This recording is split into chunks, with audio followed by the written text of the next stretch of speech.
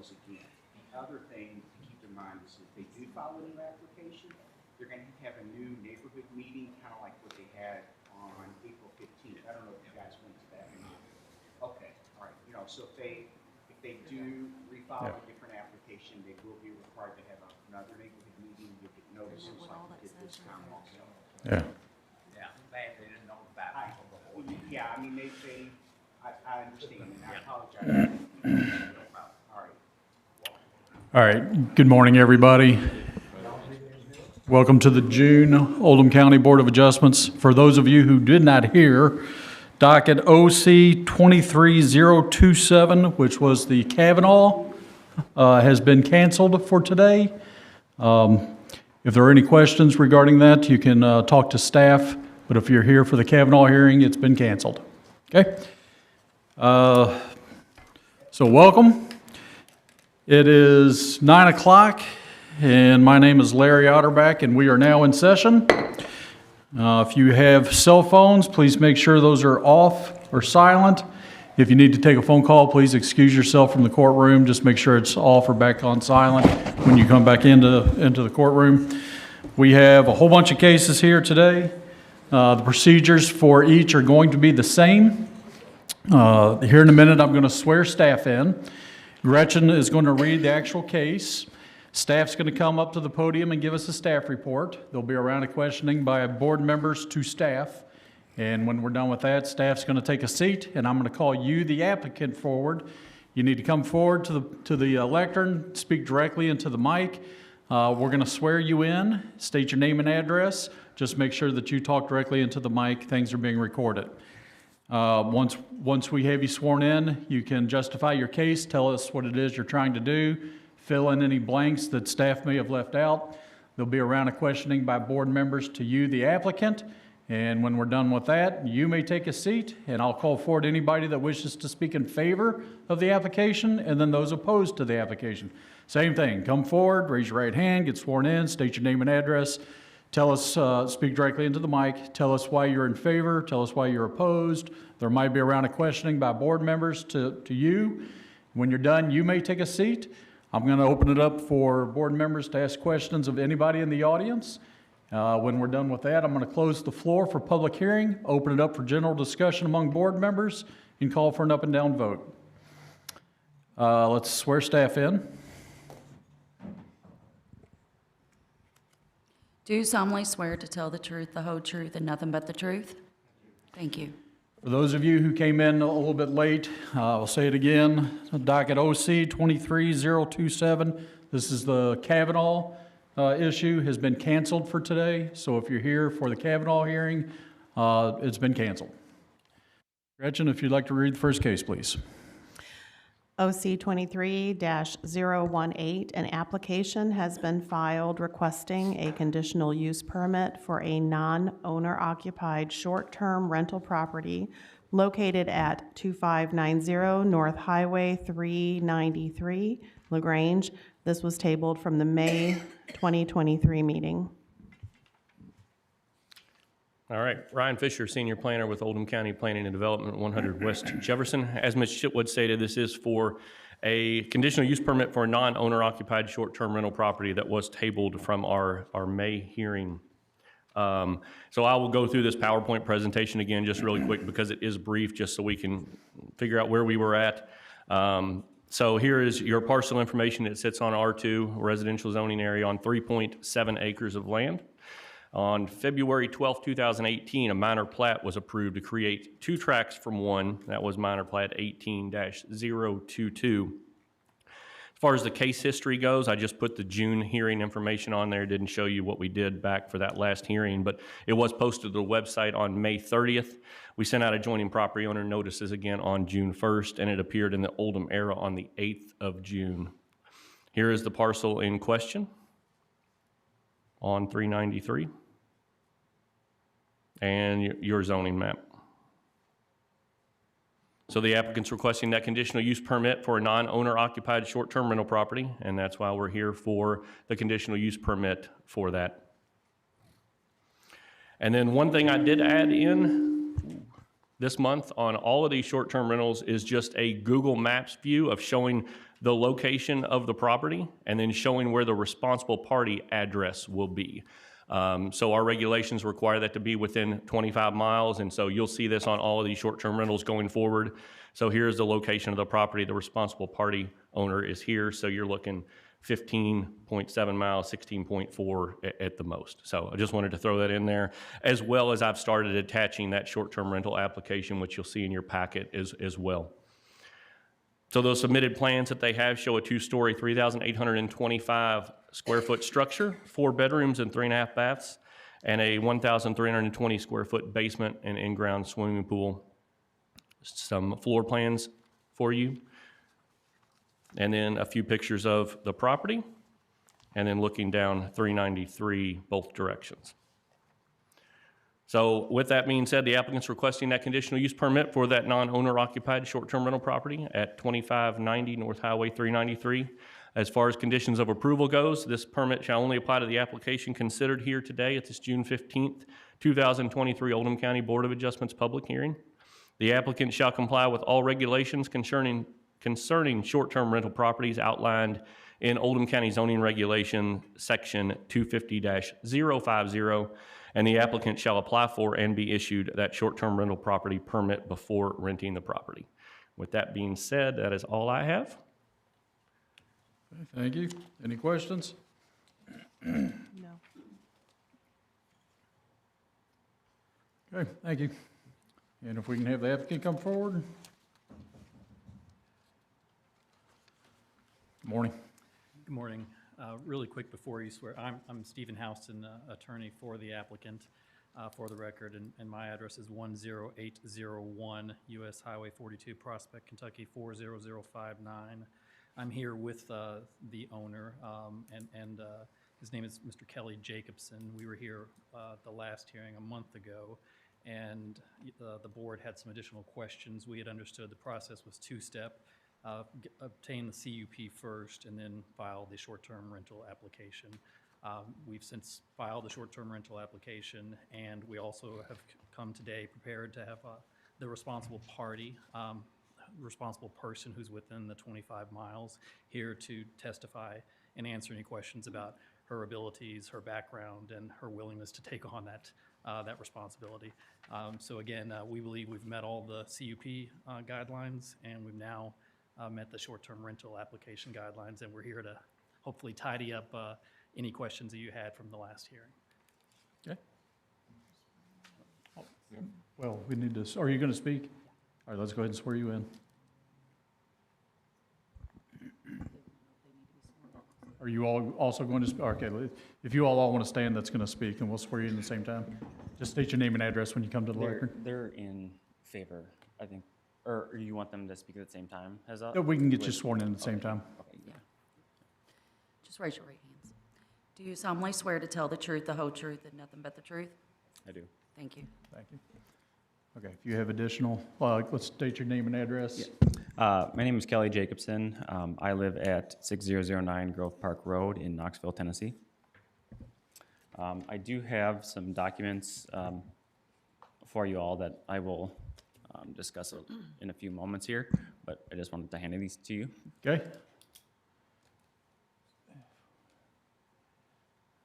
Is the, are you going to speak through this entire packet? Is that the intent? So there's just a couple items on each of those that I'm just going to address so that you can see. I have copies that I can show on the projector for the That's what I was going to say. Here, go ahead and take, oh, you got a copy with you? Yeah. Good. Yep. First of all, I'd just like to thank you for allowing us to come back and hopefully just kind of address any of the outstanding lingering questions that were presented at our last meeting. But in doing so, I wanted to express what it is, who we are, because I don't think I had the opportunity to really do that last time. So we are a family-ran business, and this business provides income for our family. We have 2 other properties, one in the Smokies, one in Texas. And in that process, we are what's called superhosts. Now, to become superhosts in the short-term rental community, There's a handful of things that you're graded on. You're graded on things such as response times to guests, overall ratings that guests leave after their stays. You also have to have a minimum number of reservations that you handle and nights hosted, and also you have to have a minimal amount of cancellations, meaning we don't cancel on our guests and things like that for unknown reasons. Some of the things that we are graded on during these reviews are things like the quality of the stay, how cleanliness the property is, how accurate the listing on Airbnb or Vrbo are compared to what's actually present for the guests, how well we communicate with our guests, our check-in procedures, if the guests feel like they've got a good value for their money, as well as the location of the properties. So all of these things go together in giving us a rating out of 5 stars. We have a rating of 4.94 out of 5 stars. So that gives us our Superhost status. Over the last two years, 2 and a couple change months, we've hosted over 780 reservations, which equates to about 1,900 nights. We've held Superhost status for since our very first eligible quarter, and that kind of goes back to we have to have so many reservations before we could even be eligible for that. So, which basically means that we've held Superhost status for about 2 years. So that's a little bit about us and our business and how we're graded and how we run things and things like that. Next, I kind of wanted to just address some of the concerns that were presented last time, some of the questions, some things like that. So one of the questions that was answered was, rowdy guests or parties or something like that, or how is that handled? So we have a multitude of ways that we kind of handle that right from the get-go. So we do tenant screening through our booking platform, so we can see, what have other owners said about the guests that are asking to book with us, so we can see those types of reviews. We also ask the question of, hey, why are you coming to the area? Is it because you're having a bachelor party, or are you, what's the reason for the visit? So we can start trying to understand who it is that's coming and get ahead of anything that we think might be an issue. We also have cameras on the property. This is just to kind of validate, the number of people coming and going, so that it all is kosher with what they say that they're doing. We have remote locks that not only enables them to have access, but it's only access during the times that their reservation is for, right from the check-in to the checkout, and only that time. So that not only provides security for them, but also any other guests afterwards that someone else that had a code couldn't come in and use a code to get in, because their codes are only available during their reservation times. Okay. We also have rental agreements, and these rental agreements are sent both on the platform, so like Airbnb, let's say, we would send them a rental agreement so they would get a copy of that through Airbnb, so it's on record with Airbnb. We also email them the rental agreement, and then we also outline in some of this document that I passed out to you some of the elements that are in that rental agreement. So if there is a guest that maybe wasn't the person that made the reservation, they still are informed of the expectations of the property and things like that, right? So that they know that, so if you look on the 3rd page of our house rules, there's one of the bullet points says no parties or events, right? If this stipulation is violated, you'll be asked to vacate the premise immediately and charged basically your rent. So we have that, so people are being informed, right, that there's no parties allowed and things like that. You can also see on here that there's quiet hours, be courteous to neighbors, 10 p.m. to 8 a.m. is our quiet hours, things like that. So we're just trying to make sure that people are fully aware. It doesn't matter if they booked or if they're just with the party that booked, everyone knows that there's expectations. And then finally, we target a certain clientele through our design and marketing. We try to target people in middle age to retirement ages, for a multitude of reasons, but mostly so that they're respectful and they are homeowners themselves and things like that. So that's our main purpose for that type of targeting of that demographics. Another issue that was kind of brought up was the property upkeep, who's going to be handling that and that type of thing. You know, no one here, including myself, wants the property to fall to the wayside.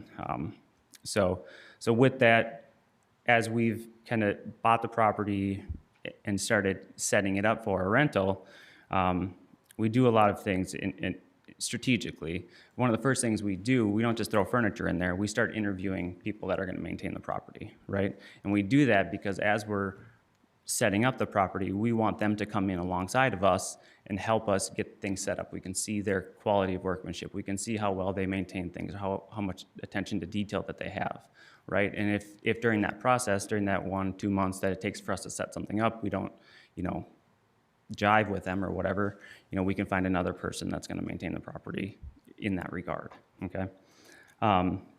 So some of the things that we've done to maintain the property right from the get-go, when we purchased the property, there was no pool, fencing around the pool, which is a huge no-no.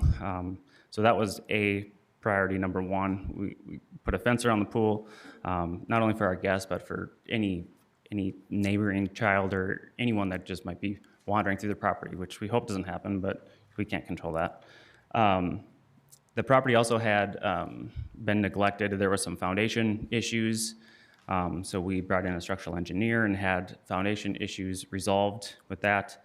Because the prior owner kind of neglected some things, there was also even like raccoons living in the attic. We had to have 3 raccoons trapped and moved and that kind of handled. So our point being is that we've addressed some of these issues that were, just because there was a primary owner there, doesn't mean that it was being maintained well. So we've come in and really maintained and fortified the property and make sure that it is a nice asset to the community.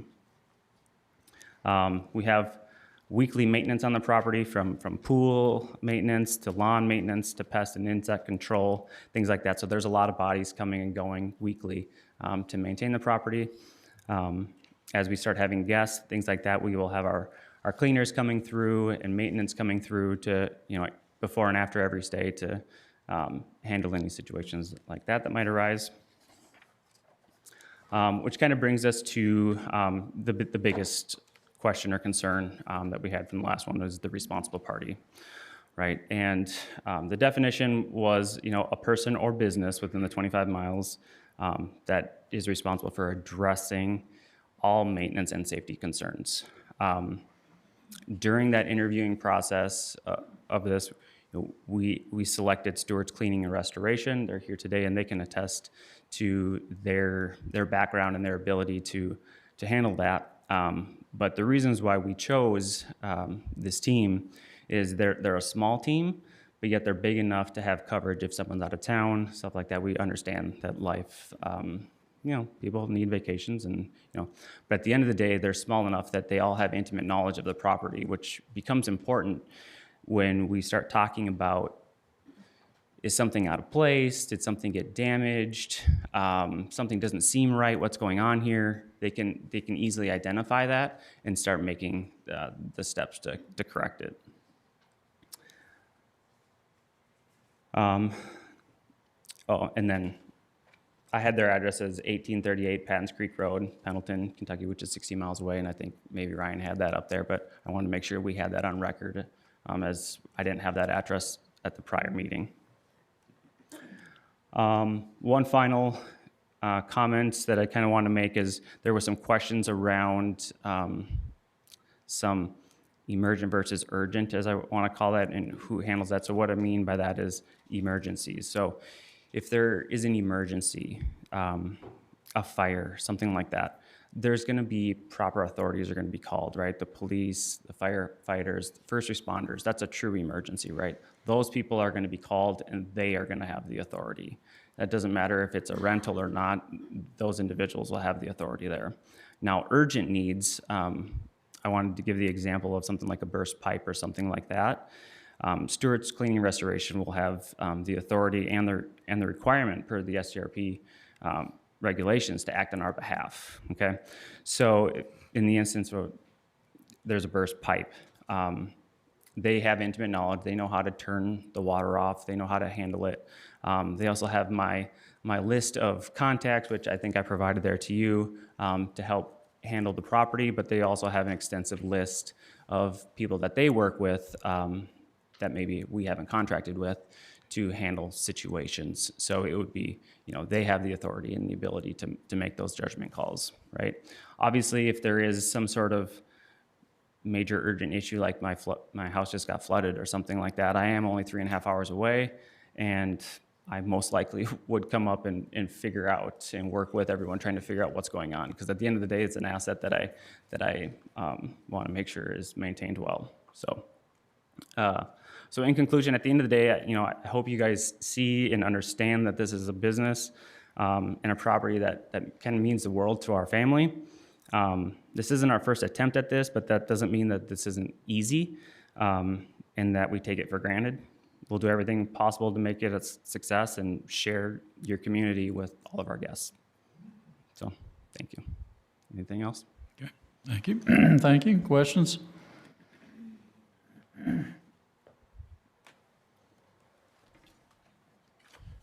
Okay. Thank you, Kelly. Sorry, I'd like to introduce Janessa Stewart with Stewart's Cleaning Restoration, and she can come up and speak to you on behalf of her company as the responsible party if you'd like. Okay, all right. Good morning. Good morning.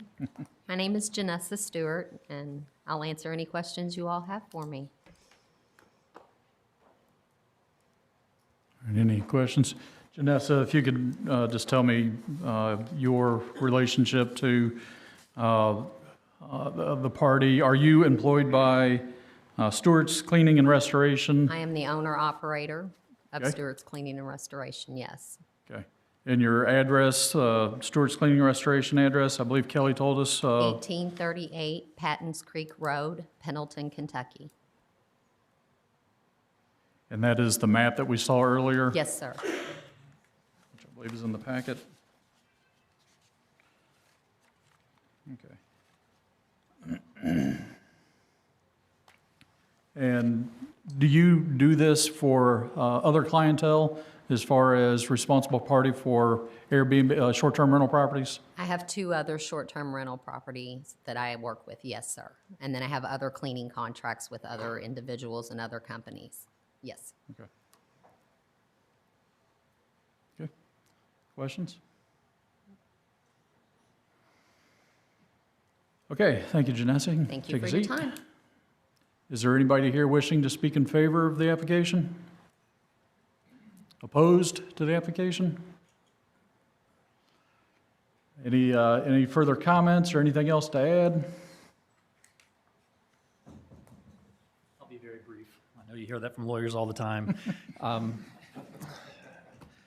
I know there were a lot of questions, and I know this is something that's not, I think, unique to us and this applicant. I understand you're facing a lot of these applications, and it's fantastic for the community, obviously, to have so many people want to come and visit LaGrange and spend time and money at the local cafes and restaurants. And I noted, if I don't know if it's in your packet, but this applicant has certainly highlighted not just the bourbon industry and the Churchill Downs being closed and all the other attractions around here, but specifically the local restaurants and the local shops. And his clientele, as they're very detailed about what clientele they want to work with. They are families. They're people with the resources to rent out a place with a nice pool in LaGrange and plenty of space and a nice big yard. So they've got resources and they want to spend it here in LaGrange. So they are very particular about the type of people they're going to work with. And I understand that's why you're getting a lot of these applications, but we need to assure the board, and I really respected how the board was very thorough in not just rubber stamping these applications, but wanting to make sure that an out-of-state applicant cares about this community, cares about the home, and cares about the people that are here and the neighbors. And hopefully we've addressed that. I did want to just fill in a couple of gaps just to make sure the responsible party who you just heard from is not only by herself, but she's had this company for over a decade. She's gradually increased what she does for her clients. They've grown to understand that she's more than a cleaning service. She's a full, property management type person, somebody that they can trust with all levels of property management. And so she's actually, upped the number of staff and to address all of these growing clients' requests. So she will be on call 24/7. Her number is going to be in the packet and provided to all occupants. And if she gets a phone call 24/7, if she's not available because she's out of town, and that was alluded to in some of the testimony, but she has staff who will then be responsible if she's out of town on vacation. So she's made sure, and if you need to hear from her, so that I'm not testifying on her behalf, but as you might understand, some people get nervous and don't mention everything that they wanted to say in front of you. But somebody will be available at all times 24/7, and it's her responsibility, and she understands that, to make sure somebody answers that phone and can address any urgent issue. Okay, thank you. Thank you. Board, questions for anybody? Did we, staff, did we get any email, phone call, anything? Thank you. Okay. If not, I'll close the floor for public hearing, open it up for discussion. I think he's pretty well addressed our concerns. Yeah, I think we're in a good place. I agree. I applaud the applicant for the detail and appreciate filling in all the blanks. Okay, if no further discussion, I'm ready for a motion.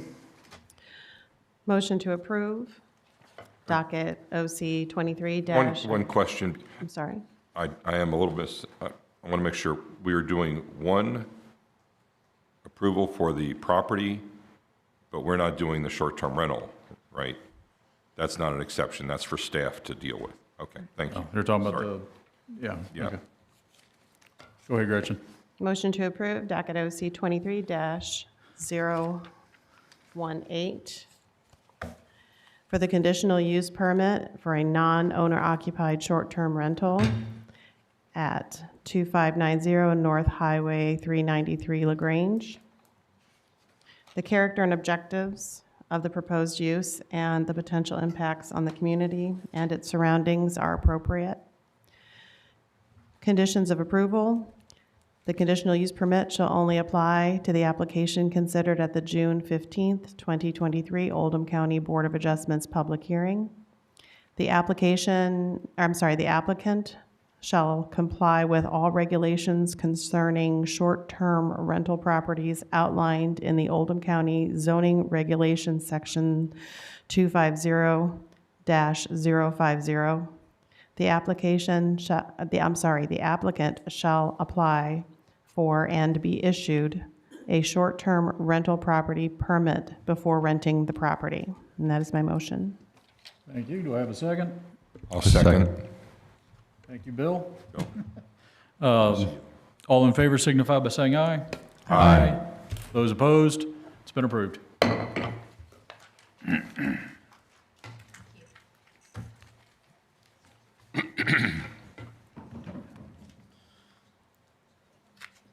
right, Gretchen, if you'd like to read the next one, please. OC 23-019, an application has been filed requesting a conditional use permit for a non-owner occupied short-term rental property located at 7408 Floydsburg Road, Crestwood. This was tabled from the May 2023 meeting. All right, Ryan Fisher, Senior Planner, Oldham County Planning and Development. So this application has been filed requesting that conditional use permit for a non-owner occupied short-term rental property at 7408 Floydsburg Road in Crestwood. Here's your site information. It sits on a parcel of land that is both in CO1 conservation zoning as well as R2 on 0.43 acres of property. No site history for this. Posted to the website on the 30th of May. Those adjoining property owner notices were mailed on June 1st, and our public notice appeared in the Oldham Era on the 8th of June. Here's the parcel in question on Floydsburg Road, just directly in front of the Methodist Church and Conference Center there on Floydsburg. Here is your zoning area where you can see the CO1 and the R2 are split there on the property, showing our zoning map. So the applicant's requesting that conditional use permit for the non-owner occupied short-term rental property. Section 250-050, item A states that non-owner occupied short-term rental is the owner of the property that does not permanently reside in the short-term rental property or the principal residential unit which it is associated with. Those are required to have the conditional use permit prior to issuing the short-term rental permit, so that's what we are here for today. That's what this slide shows as well. And once again, I provided in this packet of information that short-term rental application, as well as the map here showing the adjoining or the responsible party that will be in Shelbyville, Kentucky, and you can see most 20.2 miles away on the 3 routes that Google Maps shows. And then a couple pictures of the property from the front, a view from the side, and then a couple pictures down the road. These work trucks are usually not there, but there was a gas line struck the other day while our person was out taking photos, so those are not there usually. So there's a couple pictures down each direction of the road for you. So the applicant's requesting that conditional use permit for a non-owner occupied short-term rental at 7408 Floydsburg Road in Crestwood. Same as the last hearing, potential conditions of approval being the conditional use permit shall only apply to the application considered at this June 15th, 2023 Oldham County Board of Adjustments public hearing. The applicant shall comply with all regulations concerning short-term rental properties outlined in Oldham County Zoning Regulation Section 250-050, and the applicant shall apply for and be issued the short-term rental property permit before renting the property. And with that being said, that concludes my presentation. Did not receive, I'll just go ahead and take it now, did not receive anything either way on. Okay. Questions for Ryan? Okay, thank you. If we can have the applicant come forward. Good morning. Morning. And are both of you going to speak? Yes. All right, let's go ahead and get you both sworn in. If you want to raise your right hand. Do you solemnly swear to tell the truth, the whole truth, and nothing but the truth? Yes. Thank you. And state your name and address, please. My name's Patrick Dwyer. My address is 12584 West Alabama Way, Lakewood, Colorado, 80228. Okay. Tony Boer, 1074 Morning Glory Lane, Shelbyville, Kentucky, 40065. Okay. All right, if you want to justify the project and tell us what you're trying to do. Yes, thanks for having me. My wife and my kids and just extended family, we've been coming here for quite some time. We love the area, so we purchased this home for us to have a place to stay out here and also bring in additional income when we are not using the property. Okay. And Tony, if you want to tell us your participation in this? Yeah, so I am his responsible party. I have been a resident in Oldham County for the last 12 and a half years. I just recently moved to Shelby County, so my kids have attended Oldham County schools. I've lived between Crestwood, Pee Wee Valley, LaGrange. I have been a member of this community and loved it for quite some time, obviously. So with that, I have made several established relationships with Kevin Woosley and Stephanie Hawkins, who are our magistrates here throughout the county, and just working within the tourism industry, that is what I do. And I work amongst several counties, so not just Oldham County, but Anderson County, Shelby County, Bullitt County, Nelson County, all of it. So tourism is something that I bear a great passion with, and pairing guests and vetting guests for properties, just overlooking, what they're coming for, what they're, it's not just the Bourbon Trail, but they're coming for weddings. Lots of people here, especially in the Oldham County area, they're coming for our great wedding venues and Udell Gardens and things like that. So it's really something that, as a resident here, I have embraced and just fell in love with learning, my guests and obviously my owners. And I was friends with Kelly and his wife, who decided to also come here. And it's just something that, Kentucky has a lot to offer. And I love seeing the counties promote the tourism throughout the state of Kentucky. And I just think it's great for us being recognized for what we have. And, for me, I take my hard-earned money and I hit the beach. But what we're seeing is that a lot of other people across the United States, and we have a lot of guests that are actually coming from across the pond, to come to Kentucky. So they're bringing their hard-earned money here. And I think that's great for our counties, just across the board, and, you know, Oldham County being one of them. And I don't know if you all got the report about 6 months ago, but the Kentucky Cabinet of Tourism did a study, and it showed that the average tourist coming for the Bourbon Trail alone has an average of over $100,000 a year income. And so that kind of is on par for our Oldham County residents of like-minded, established, distinguished people. So I think that we can all appreciate that. And the average age of the tourist is 42 years old, so I'm 42. But it's just, you know, a sweet spot that allows guests to come and enjoy the area. And I love, you know, even with what Kim Hides and, you know, the local tourism is promoting for Oldham County, and HGTV has recognized LaGrange, and we're seeing lots of people who see that and they want to come and be a part of that. So I'm here as his responsible party for that property, and would love your all's approval. Anything else to add? Oh, I did want to add one more thing. We, the gas leak that was hit last week, we and I'm at his property every couple of days, but I did not go that day, and the neighbor, his lovely neighbor Denise, she texted me, she called me, and she advised us that the gas leak the gas line had been hit by the utility company. And anyway, we have a text message, you know, with her and through her, and she said she's always able to help and, you know, keep an eye on the property when I'm not there, when he's not there. But I'm there 2 to 3 times a week, if not more, just checking on the property and making sure that things are sound and, you know, ready to have guests. Okay. All right, questions for either Patrick or Tony?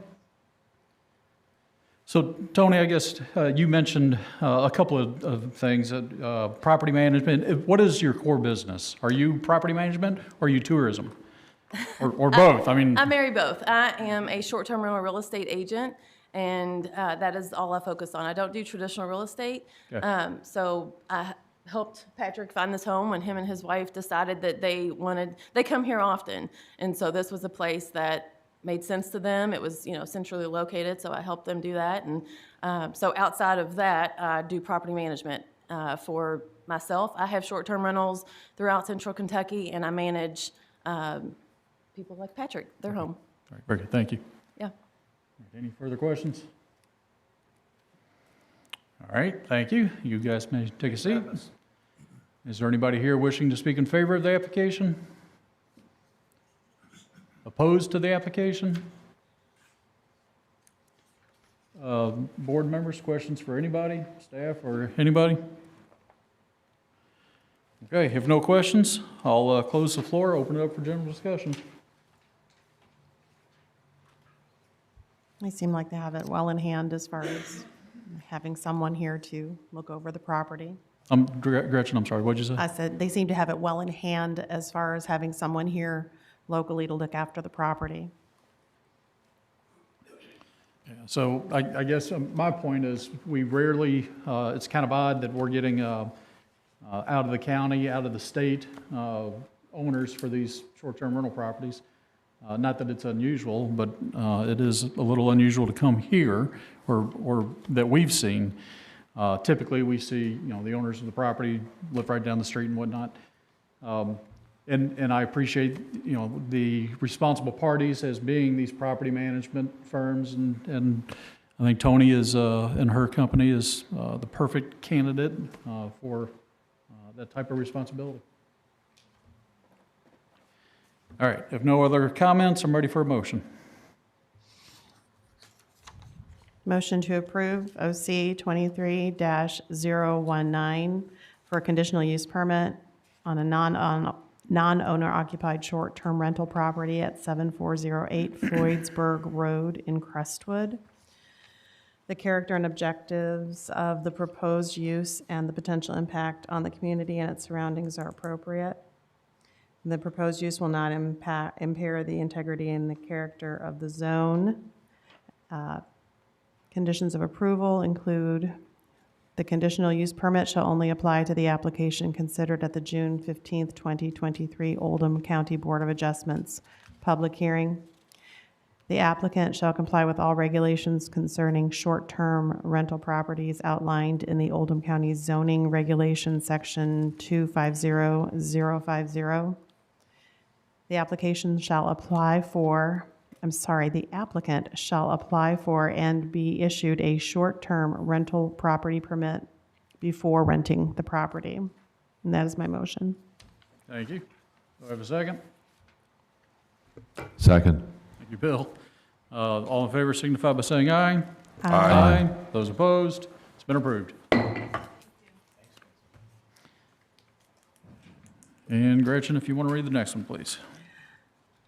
OC 23-022, an application has been filed for a front setback variance to allow an existing structure to encroach on the 50-foot front setback on the property located at 3902 Ballard Woods Drive in Smithfield.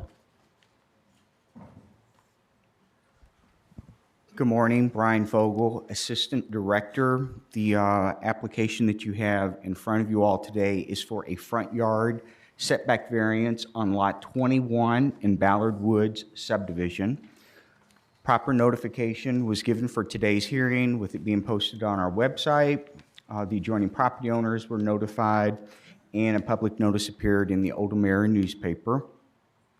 I'm going to orient the board to where this is located at. It's on Highway 22 as you drive out towards Henry County. Downtown Ballardsville would be right here, and at the Y on South 53, if you take 22 to go out towards Smithfield, it's in Ballard Woods subdivision, which is on your left. And the lot is one of the first few lots located within the subdivision on the right-hand side of the street.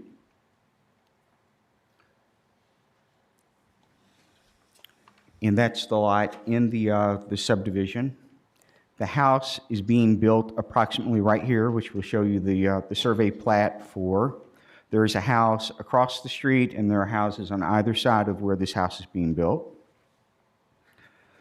Real brief history on this. In March of this year, on the 27th, the applicant's construction company obtained a building permit for a 2,863 square foot single-family residence. It's a two-story house with an attached garage, and then a full unfinished basement, which does not count towards the square footage. And on April 18th, the county's building inspector went out and inspected the footers and foundation for the house. The variance that's being requested is that the construction company inadvertently built the house closer to the front property line than what the zoning district and what the building permit allows. So the required front yard setback is 50 feet. Upon having a survey done, and the surveyor's here to speak to this, it was determined that the house set 48.34 feet from the front property line, therefore triggering the need for a variance before you guys for a 1.66 foot front yard variance. The survey of the property reflecting the fact that the house does set 1.66 feet too close to the front property line is right here. You'll see in the photos here will really illustrate this, that the house sits on a curve, and I believe it was the curvature of the road that inadvertently caught them when they started to build the house. It meets all its rear yard and side yard setback requirements. This is a picture of the house from last week where it's under construction. You can see that it's a walkout basement, so it's a fall-away lot. So there'll be 2 stories built on top of this. The garage entrance is on the side, not facing Ballard Woods Drive. And last week, they had the lumber package out there, and my guess is if we went out there today, there may be walls and lumber up. Looking to the house to the left of this, which is located right here, you can see the roof line amongst the trees, and then just a pullback view of it also. and then the house to the right, which is right here. So the front setback, or the front of the house that's under construction, is actually hidden by this mailbox a little, but you can see it more clearly here, that this is the house that's to the right of the property if you're facing the property, and the house under construction is right here. And then just panning back to catch both the house on the left, the house on the right, and the house that's under construction, which is where you guys have the variance request for. And then submitted with the building permit are the front, side, and rear elevations of the house that's being built. This is what the front elevation of the house that faces Ballard Woods Drive would look like. This is the side entrance where there's the attached garage, the other side of the house, and then the back portion of the house. In the applicant's justification statement, they basically said, you know, oops, we made a mistake. There was nothing intentional about it. And they feel that it's a minor adjustment in the setback requirement, and that due to the curvature of the road, that it will be difficult to visually notice that the house sets 1.66 feet closer to the front property line than what it's permitted, and that they do not believe it will negatively affect the neighborhood's characteristics. So in summary, that's what they're asking for, is the front yard variance of 1.66 feet. And that concludes the staff presentation. We have not received any correspondence or emails expressing an opinion about this application. Okay, thank you. Any questions? Do you have anything that actually shows what part of the front is encroaching on the setback? Yes, it's this here, but if you want, I'm going to go to a slide where it's just specifically that it is right here, and it's actually where the garage, which is opens to the side and has windows on the front. Right here is where it's too close. The closest point is the 48.34 feet right here, and because of the curvature in the road, the other point of the garage that juts out is 47.76 feet.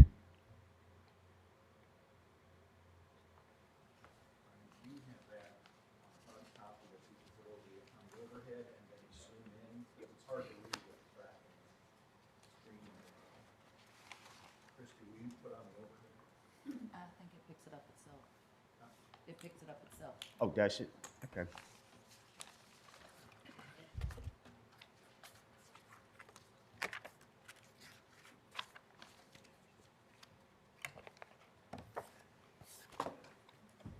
Maybe while he's looking for that, maybe you could comment on how this inadvertently happened and how we can keep this from happening in the future. Like, where did the process break down that we let it happen? I mean, that's... A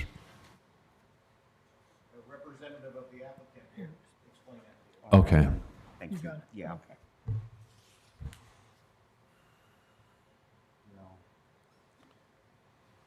Christy, can you help me out? Will it turn on automatically? Because I've got, that's actually the PowerPoint. Jay said that you do. Sometimes I do, sometimes Okay.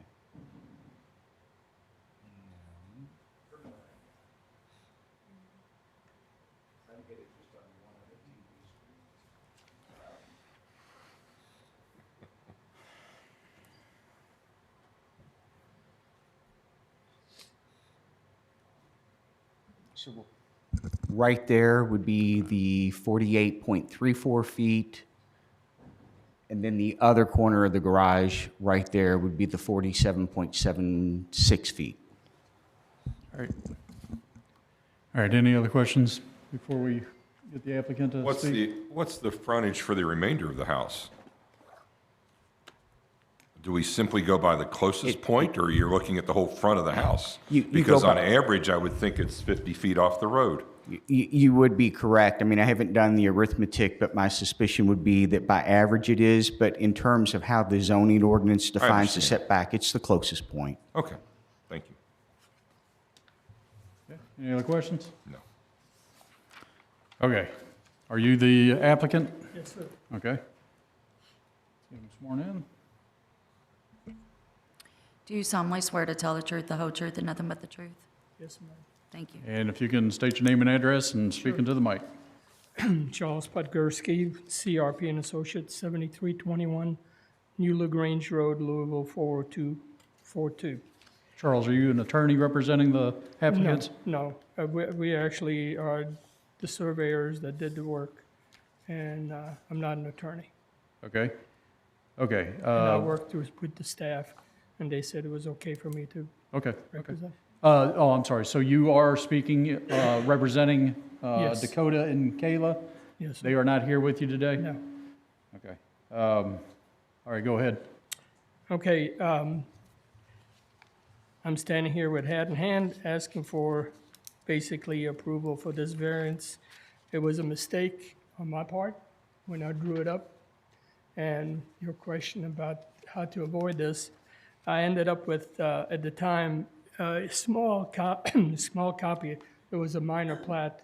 There was 2 lots, and they basically, it actually was 2 lots consolidated, went back to 1 lot. And the drawing that I had was so small that, as you could tell, there's on it, it says 377.45, the radius. On my drawing, we interpreted it as being 877, which gave us a flatter radius when I read it. So by doing that, we had it drawn up, and therefore, I usually set houses when I draw up these proposed drawings, which was submitted for a building permit. I usually put it a foot and a half behind the building line. At this stage, the curve of the radius of the right-of-way as well as the 50-foot building line was a lot flatter. And so by looking at it, we sort of measured it being 54 feet, which would have put it like a couple feet behind the building line. But being the radius of 377, which gave it a bigger bubble, and we didn't realize that after it was built. So therefore, the house became, basically the garage is sitting over the building line. The original house itself has a 4-foot front porch, and the 4-foot front porch is actually sitting about 5 feet behind the building line. But the garage is sitting and basically encroaching. So therefore, I'm here, like I said, admitting my mistake, my first one this year, I think. But I'm hoping that you guys approve the variance on it and continue building and have a good neighbor, tax-paying neighbor over there, and without any problems in the future. All right, before we ask questions and go any further, Tate, I'm sorry, Charles, you are with Centerline Surveying LLC? Is that correct? No, the Centerline is a friend of mine. He did it, and they did it for the mortgage company. The mortgage company hired them out to do an as-built, which means that they wanted to make sure before they gave the loan out, the construction loans out. So they hired his company, and then he called me and we talked, and it was basically reported to the planning commission, and I took over from there. Okay, so you are the one that actually did the survey? Yes, sir. Okay. Okay, so Tate, the applicants, Dakota and Kayla FK, are not here. Charles is here representing. Or do we have any legal issues or? I don't, if you want to help, Okay. All right. I don't see anything. I think it's a survey mistake, and these things happen from time to time. Yeah. It's very short, small, and thank goodness. Right. But I guess my question though is, is Charles representing the applicants? I don't have a problem with that. I mean, he's the surveyor. It's not a company that we're dealing with, and so he's been sworn in to tell his situation, and they filed the application on behalf of the applicant, and that's what's the main thing. Okay, all right, very good, thank you. Okay, questions for Charles?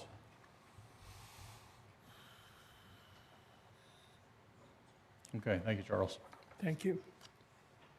I think you already told us you did not get anything, email, phone call, as far as... That is correct. Okay. Is there anybody here wishing to speak in favor of the application?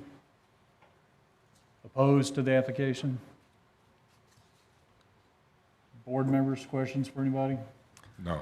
Again, my question stands. I mean, is there anything that we can do from a process perspective to find what we found? We ultimately found the 1.6 foot exception earlier in the process before they start pouring concrete. I'm gonna let you answer that if you want, but I mean, the process is, you know, it's on the builder and the applicant and their surveyor to site the house on the property, and then, you know, with the mortgage company looked at this and said, you know, well, wait a minute. So there are processes in place to ensure that, but with any process, my own process is we all make mistakes sometime. What I want to add is, you know, this is somewhat rare and unique case. We don't get too many of these where there's a mistake made. I think the last one was about 3 years ago, probably even before COVID. We don't, when we do a footer inspection, we don't carry instruments to mark that this is going to be in the right location. So that's not our role. And these, again, are discovered. And this one, fortunately, was early enough. You saw the pictures. It's only the foundation that's in place. So I think they caught it at the right time. So, but again, it doesn't happen very frequently. Charles actually, and this is testifying, but he's been doing survey work and submitted a lot of minor plats and things to us, and we don't find errors. So Who actually caught the mistake? I think you heard testimony that it was another surveyor for the mortgage company. Yeah, okay. All right.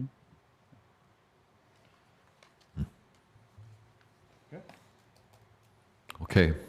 All right, thank you. you. Any other questions for anybody in the audience before I close the floor?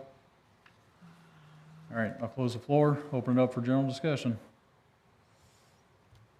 I think it's a relatively minor adjustment to be made for an inadvertent error. And as Charles explained, it was probably due to the curvature of the road and just an oversight. So. Yeah. Right, I agree. Bill, I totally agree with Yeah. the direction you were going. Yeah. You know, yeah, this particular type of error, we don't get that much, but we do get, you know, occasionally odd cases that, similar to your line of questioning, how did this happen and how can we prevent this from happening in the future? I think I agree with that line of questioning. Trying to prevent My those concern types is, of what if it was 10 feet? I mean, is there something that we could change in the sequence of how we do things to make sure that something like this doesn't happen? I'm answering your question and giving testimony at the same time, so I'm going to do it. In my experience here in Oldham County, which is 17 years, we've not seen a 10-foot mistake. There are always minor ones like this. What we do see occasionally is where after the house is built, and there might be corbelling on brick, or there might be a bay window that sticks out into which is all supposed to be behind the setback line, and somebody didn't calculate that window. Or I know, and again, testimony, but I built my own house, and I had it staked, and they get moved occasionally by somebody on a piece of equipment, inadvertently. So, you know, it's usually very small after the fact variances. Now, we see different ones, like 10-foot ones, when they're coming before they start building, because they know last month you had one. So I think this type of variance is, like I said earlier, somewhat rare and unique, and specifically, like you said, Gretchen, there's a curve on this particular lot. Well, let me just comment with, I know it should be a question, but perhaps with newer technology and GP global positioning, technology that can tell me that my golf ball is, Yeah. 2 feet from the hole. Okay, maybe I don't know if it's possible that someday down the road that same type of technology could be used to make sure that these setbacks are to the inch in the right place. Well, again, it would be if it was calculated correctly. You heard testimony that this was a calculation error, not a GPS error. And I'm going to step into Charles's world of, we used to use a stick and a sextant to measure these things, and everybody does use GPS. So again, this one is simply a calculation error, as you heard Mr. Podgorski testify. Okay, thank you. All right, anything else? If not, I'm ready for a motion. Motion to approve OC 23-022 for the front yard setback variance at 3902 Ballard Woods Drive in Smithfield. It will not adversely affect the public health, safety, or welfare and will not alter the essential character of the general vicinity and will not cause a hazard or nuisance to the public. It will not allow for an unreasonable circumvention of the requirements of the zoning regulation because it is such a minor difference. The variance shall only apply to the application being considered at the June 15th, 2023 Oldham County Board of Adjustments public hearing. And that is my motion. Thank you. Do I have a second? Second. Thank you, Charles. Charlie. All in favor signify by saying aye. Aye. Those opposed? It's been approved. Thank you.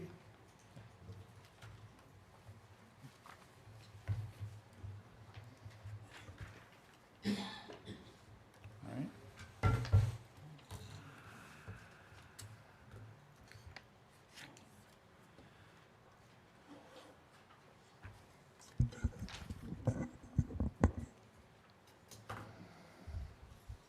Okay. Oh, Gretchen, if you'd like to go ahead and read it. OC 23-023, an application has been filed requesting a maximum square footage variance for a proposed pole barn on the property located at 8107 Spear Lane in Crestwood. All right. Once again, Ryan Fisher, Senior Planner with Oldham County Planning. Come before you today with something other than a short-term rental, so I'm thankful for that. So a maximum square footage variance at 8107 Spear Lane for a proposed pole barn on this property. Here is our site information. It sits on an AG1 agriculturally zoned parcel and a size of 2.306 acres. No previous site history on this lot.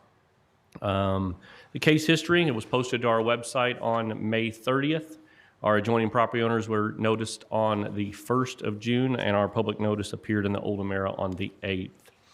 Here is the parcel of land in question on Spear Lane. So you're going to see the existing house here. This pole barn that we're looking at is in this general area here, which you'll see on a slide a little bit later, but just wanted to give you that heads up. Here is our zoning map parcel showing it being in an AG1 zoned area. And here are the current structures located on the property. So the applicant's requesting a maximum square footage variance to allow a proposed 40 by 60 foot, so 2,400 square foot accessory structure pole barn to be larger than the allowed 1,800 square foot maximum that you see in our regulations. I have attached that regulation to you as well as the chart that shows what he would be allowed. So 1,800 square foot is the maximum, and he's asking for a 2,400 square foot accessory structure. Applicant states in their justification statement that they plan to construct that pole barn for storage purposes. Oldham County Zoning Regulations, Section 250-030, item B talks about the number of accessory structures on a lot. So the number of allowed accessory structures over 120 square feet and a total maximum floor area shall be as follows. So accessory structures on a parcel size of 1 to 2.99 acres, which is what this applicant resides in on the 2.306 acres, shall have a total maximum floor area of 1,800 square feet. And there is a picture of that chart that you have in your staff packets as well, showing that regulation of 1,800 square feet.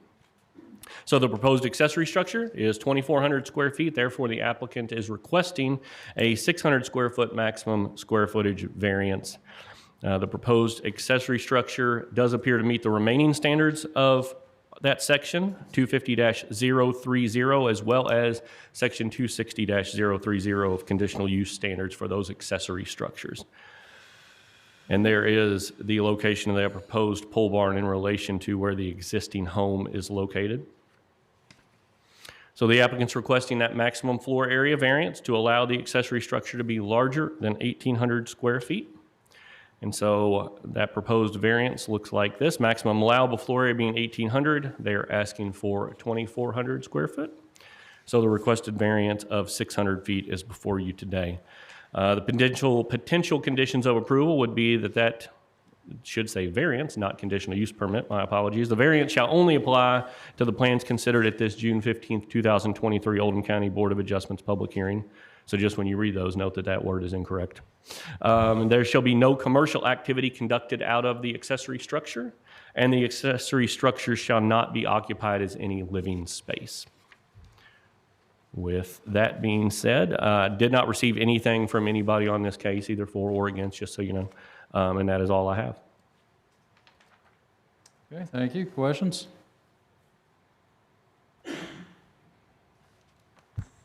Ryan, just to be clear, there are no other barns or other structures on the property. This is it? Yes. Besides the house, yeah, of course. That's as far as I know. You can ask the applicant that, but that's as far as I know. Thank you. You're welcome. Okay, thank you. And if we can have the applicant come forward, please. Morning. Morning.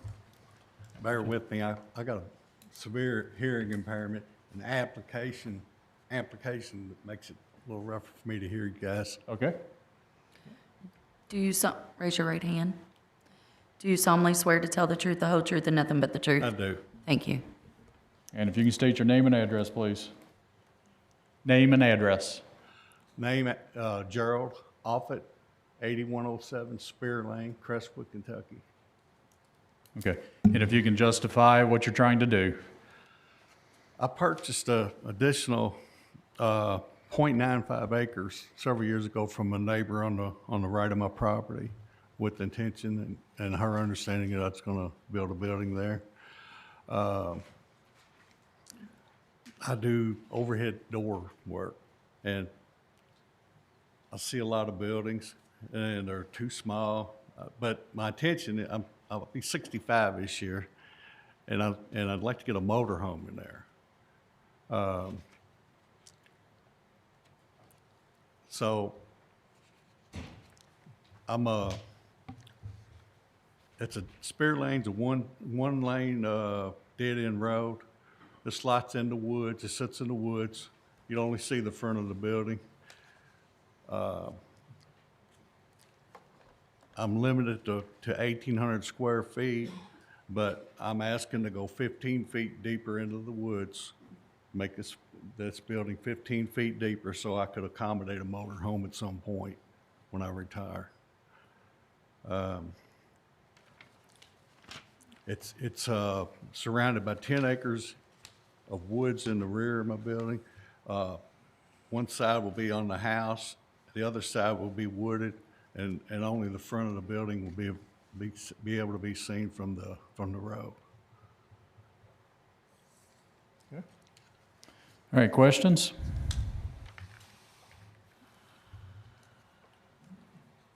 All right, Gerald, I've got a couple of questions. The house that's, we'll just say north, I don't know what direction that is, but where the pond is, on this drawing, it appears to me that there's another structure in front of the house towards Spear Lane. Is that correct? And what is that structure? The structure in front of the house? Yes. That's a round driveway. That's a circular driveway. It makes a loop and comes back around. I'm talking about your neighbor, where the property with the pond on it.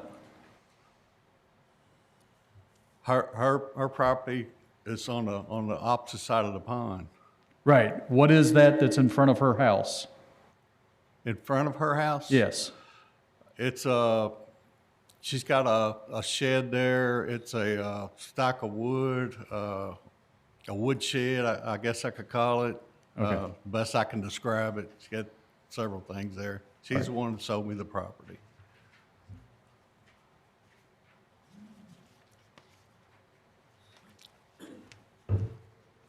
Okay, any other questions for Gerald? No. Okay, thank you. You may take a seat. Thank you. Is there anybody here wishing to speak in favor of the application? Opposed to the application? Board members, questions for anybody? Okay, I'm going to close the floor, open it up for general discussion. Yeah, the only point that I've got is on the chart, if you all look in the packet, anything from 1 to 3 acres is 1,800 square feet. From 3 to 5 acres is 2,700 square feet. I mean, he's borderline, he is shy of that 3 acres, but close to it. And I'm just calling that to your attention, that the size of allowable square footage on accessory structure does go from 1,800 to 2,700. I'm just calling that to your attention. He does fall under that, but bringing it to your attention. Any other discussion points? Well, just an observation, if you have a 1 acre property, you can do 1,800 square feet, but if you have a property that's close to 3 times the size, you have an 1,800 square foot. So proportionately, Right. That's right. that's yeah, I think that's the point you're trying to make. That's exactly right. Not that we want to go 20,000 square feet on a larger lot, but I think it's reasonable. Okay, I'm ready for a motion. I'm still thinking on this one. You guys? So, I'm sorry, so we're at 2.306 acres, and at 3 acres, the square footage jumps from 18 to 2,700? That's right. Right. All right. I'm just trying to take it all into consideration.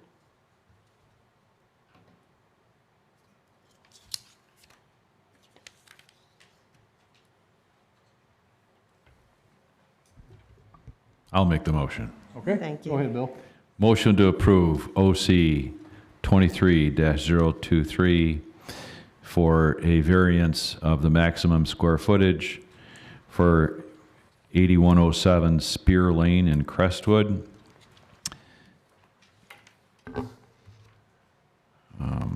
Where am I here?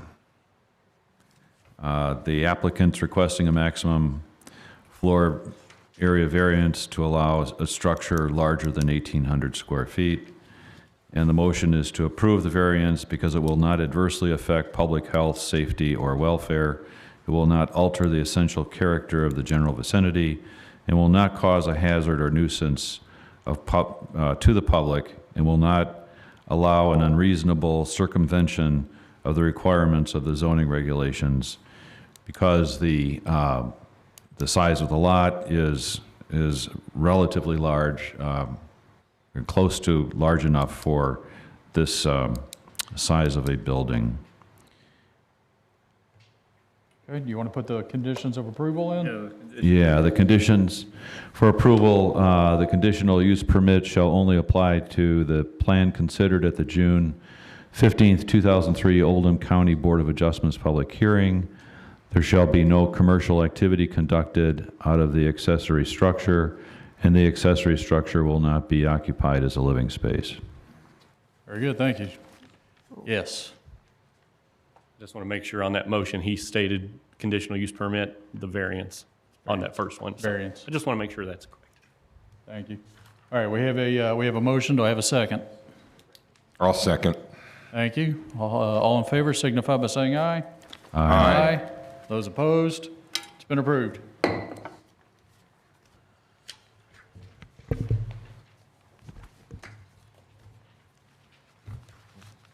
Okay, Gretchen, if you want to read the next one, please. OC 23-024, an application has been filed requesting a conditional use permit for a non-owner occupied short-term rental property located at 5601 Old Floydsburg Road in Crestwood. Okay. All right, Ryan Fisher, Senior Planner with Oldham County Planning. So the proposal is an application has been filed requesting another conditional use permit for a non-owner occupied short-term rental property located at 5601 Old Floydsburg Road in Crestwood. Site information showing it's in an R2 residential area, sits on 1.5 acres of land. A little bit of the site history. On October 20th, 1988, the Oldham County Board of Adjustments approved a conditional use permit for this property, and that was docket number 1662 for wedding receptions, which could be operated from the home, and it listed it for a period of 2 years. So that permit did expire on October 20th, 1990. We just wanted to bring that to your attention as far as the site history goes. As far as this case goes, we did post this to the website on the 30th of May.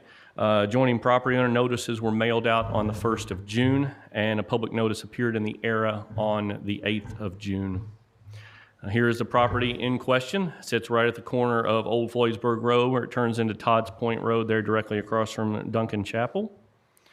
And here is your zoning map showing it being in an R2 zoned area. So the applicant's requesting that conditional use permit for a non-owner occupied short-term rental property. I won't bore you with the definitions again, as well as why we're here, because I think we're all well aware of that now. And then here is the responsible party map. So the particular owner, the applicant of this, lives not too far down the road. So you're looking at 2.3 miles away for that responsible party. He is here today as well as with his representative. And then just a couple pictures of the property for you.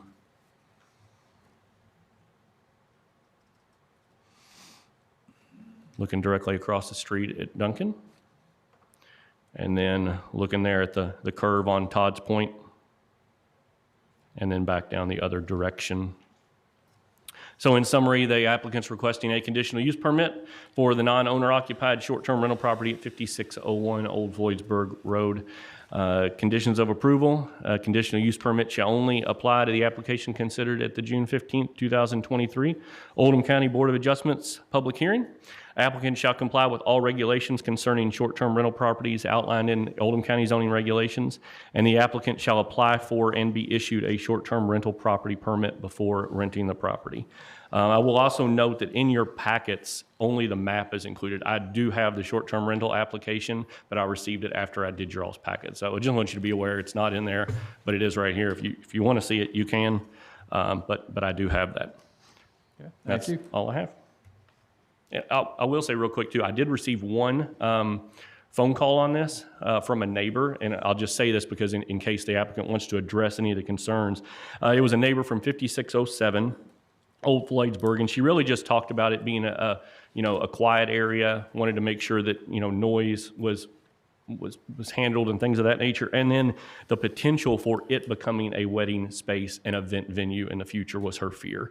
And in their justification, they do talk about some other neighboring wedding event venues that is obviously what they're looking at and wanting to try to attract as far as people staying there, but those were her two main concerns. So I told her I would mention those to you, and if the applicant cares to address that as well. Okay, thank you. Questions? Okay, if we can have the applicant come forward, or the... Good morning. Morning. Joni Bonnerworth here on behalf of JHD Property, the applicant. And I'm going to give you a brief synopsis, and then I'm going to let the Ellises speak about their project. It's really an exciting project. If you've ever driven down Floydsburg Road, you've seen this yellow house right before the bend. Joni, if you could speak more into the mic, thank you. It's a historic home built in 1905, but I just learned by a woman. And the Ellises are in the construction industry. They are beautifully restoring this home. And it's situated directly across from Duncan Memorial Chapel.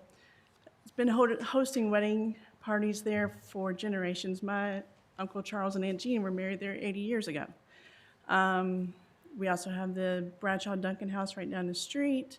Udell is right around the corner, and I just got a phone call this morning from another individual who wants to have a wedding venue on 22 not far away. So Crestwood is fast becoming a wedding resort. It seems like the second applicant here on Floydsburg Road to do a short-term rental today. The Alice's live nearby. You saw that when Ryan gave the presentation. They live 2 miles away. They care about this property. They have sweat equity in it, as well as their own money into this project, restoring it.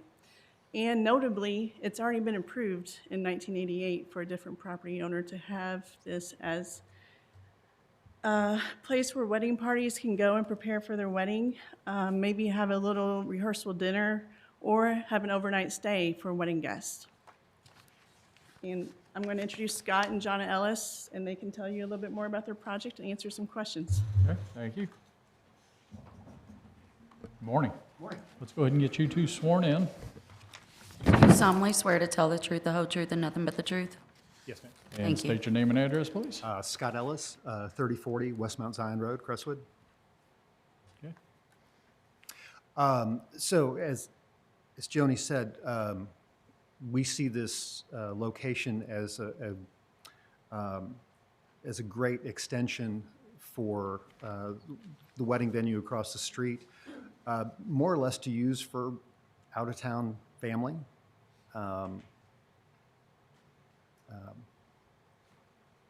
Wedding, not wedding reception, but to keep the bride and groom's in-laws or whatever out-of-town guest in a place for the bridesmaids to dress, that kind of thing, because Duncan doesn't have that kind of facility over there. And it just seems like a great extension to that. We are literally 2 miles away from there, and we build in the community and have been for the last 25 years. So, Okay. All right. any questions? Okay, questions?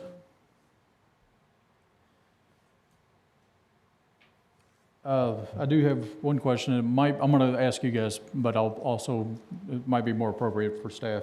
So in 1988, conditional use permit was approved for an event space for 2 years. Conditional use permits generally run with the land. Do you, actually... I don't know the answer to what I'm you're going about to to ask staff, so don't even worry about the answer. Okay, very good. I'm not sure who actually presented you. So my question, it runs with the land. The approval had a condition that it expired in 2 years. Is that Yeah. correct? Yeah. So there is no longer a CUP on that land? So that's correct. So they can specify a time period. Since I've been here, most of them don't specify a time period. So when their council provided me that, I was like, well, that's interesting. So I went back and looked it up, and they actually have in their binding elements or conditions of approval that it shall only apply for 2 years of a time period. then the CUP and shows an expired. expiration date. And there was never anything in there where it was reapplied for. They went back to another hearing to do that. So Very good. Thank you. you're welcome. I'd also add it expired when the change of ownership. It was only pertinent to those people who own that property. Well, the CUPs run with the land, but this one had an expiration. So, Right. all right. All right. Okay. Questions for anybody? Anybody here wishing to speak in favor of the application?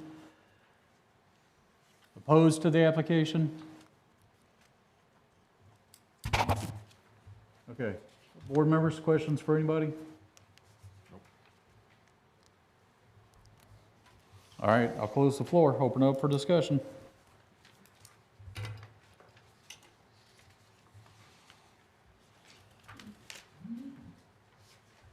I think it is true that there is a need for this type of thing, that we have so many weddings and wedding venues opening up all over the county, and they are booked. So it shows a need for something like this,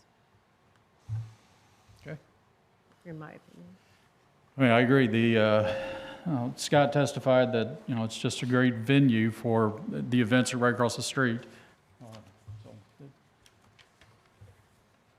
right, any other discussion? If not, I'm ready for a motion. Motion to approve OC 23-024 for an application for a conditional use permit for a non-owner occupied short-term rental property at 5601 Old Floydsburg Road in Crestwood. The community and neighborhood has a need for the proposed use, and there are potential benefits to the community and the neighborhood, and the proposed use will not impair the integrity or the character of the zone.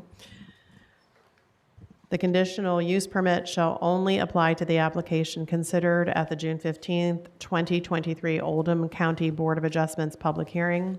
The applicant shall comply with all regulations concerning short-term rental properties outlined in the Oldham County zoning regulations section 250050.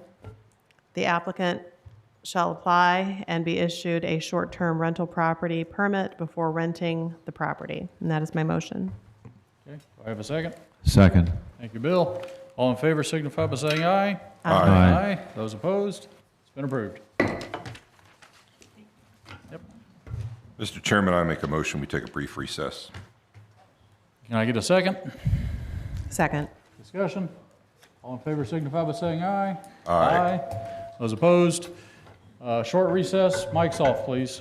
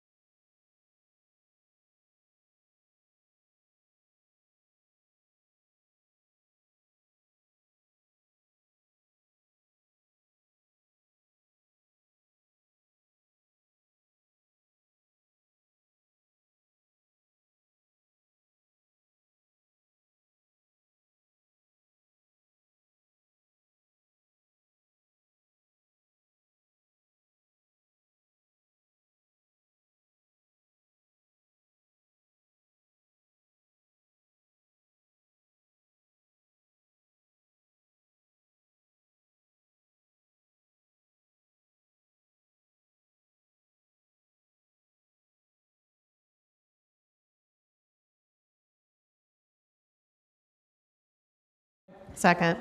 Any discussion? All in favor signify by saying aye. Aye. Aye. Those opposed? We're back in session. Okay, Gretchen, if you'd like to read the next one, please. OC 23-025, an application has been filed requesting a conditional use permit for a non-owner occupied short-term rental property located at 3601 Wedgewood Circle, LaGrange. All right, it's me again, Ryan Fisher, Senior Planner, Oldham County Planning. So as Ms. Chitwood stated, an application has been filed requesting a conditional use permit for a non-owner occupied short-term rental property located at 3601 Wedgewood Circle in LaGrange. That property is zoned agricultural, and it sits on 5.01 acres of land. No site history. It's posted to the website on the 30th of May. Adjoining property owner notices were mailed on the 1st of June, and the public notice appeared in the Oldham Era on the 8th of June. So here is the property and the zoning map showing AG1. I will say, just so you can see on here, I did not provide any pictures at the end of this presentation like I have, solely because you would have just really got a view of bushes and this grass area around this cul-de-sac, so it was going to be of no use to you. So there's no pictures at the end. Just wanted to make sure you note that.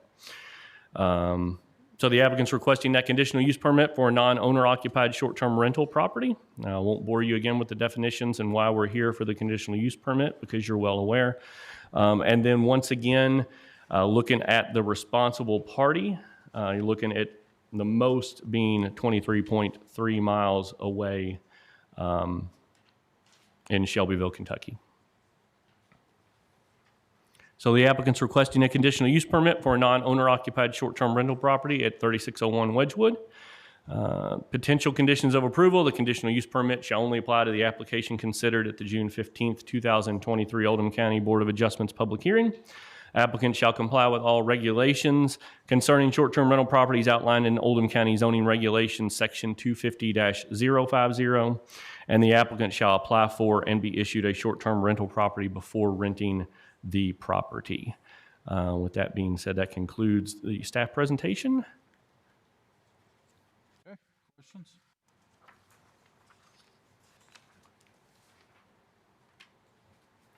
Okay, thank you. If we can have the applicant come forward, please, or representative. Sure. Good morning. My name is Chelsea Bramall. I'm the attorney for the applicant. If you want to come on up. I'm at 401 West Jefferson Street in LaGrange.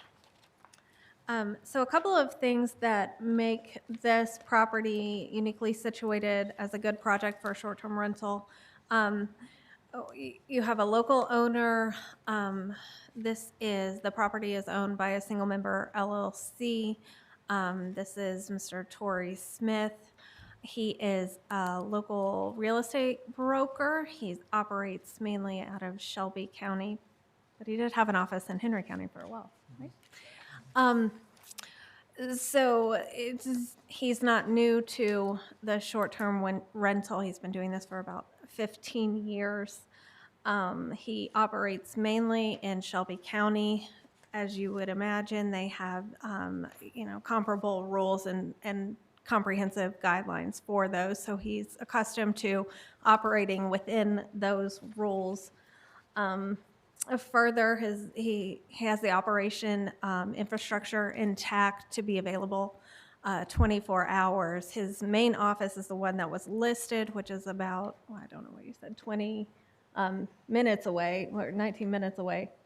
I forget. But he also lives 18 miles. So if you need that 24-hour availability, his residence is also within the 25-mile radius there.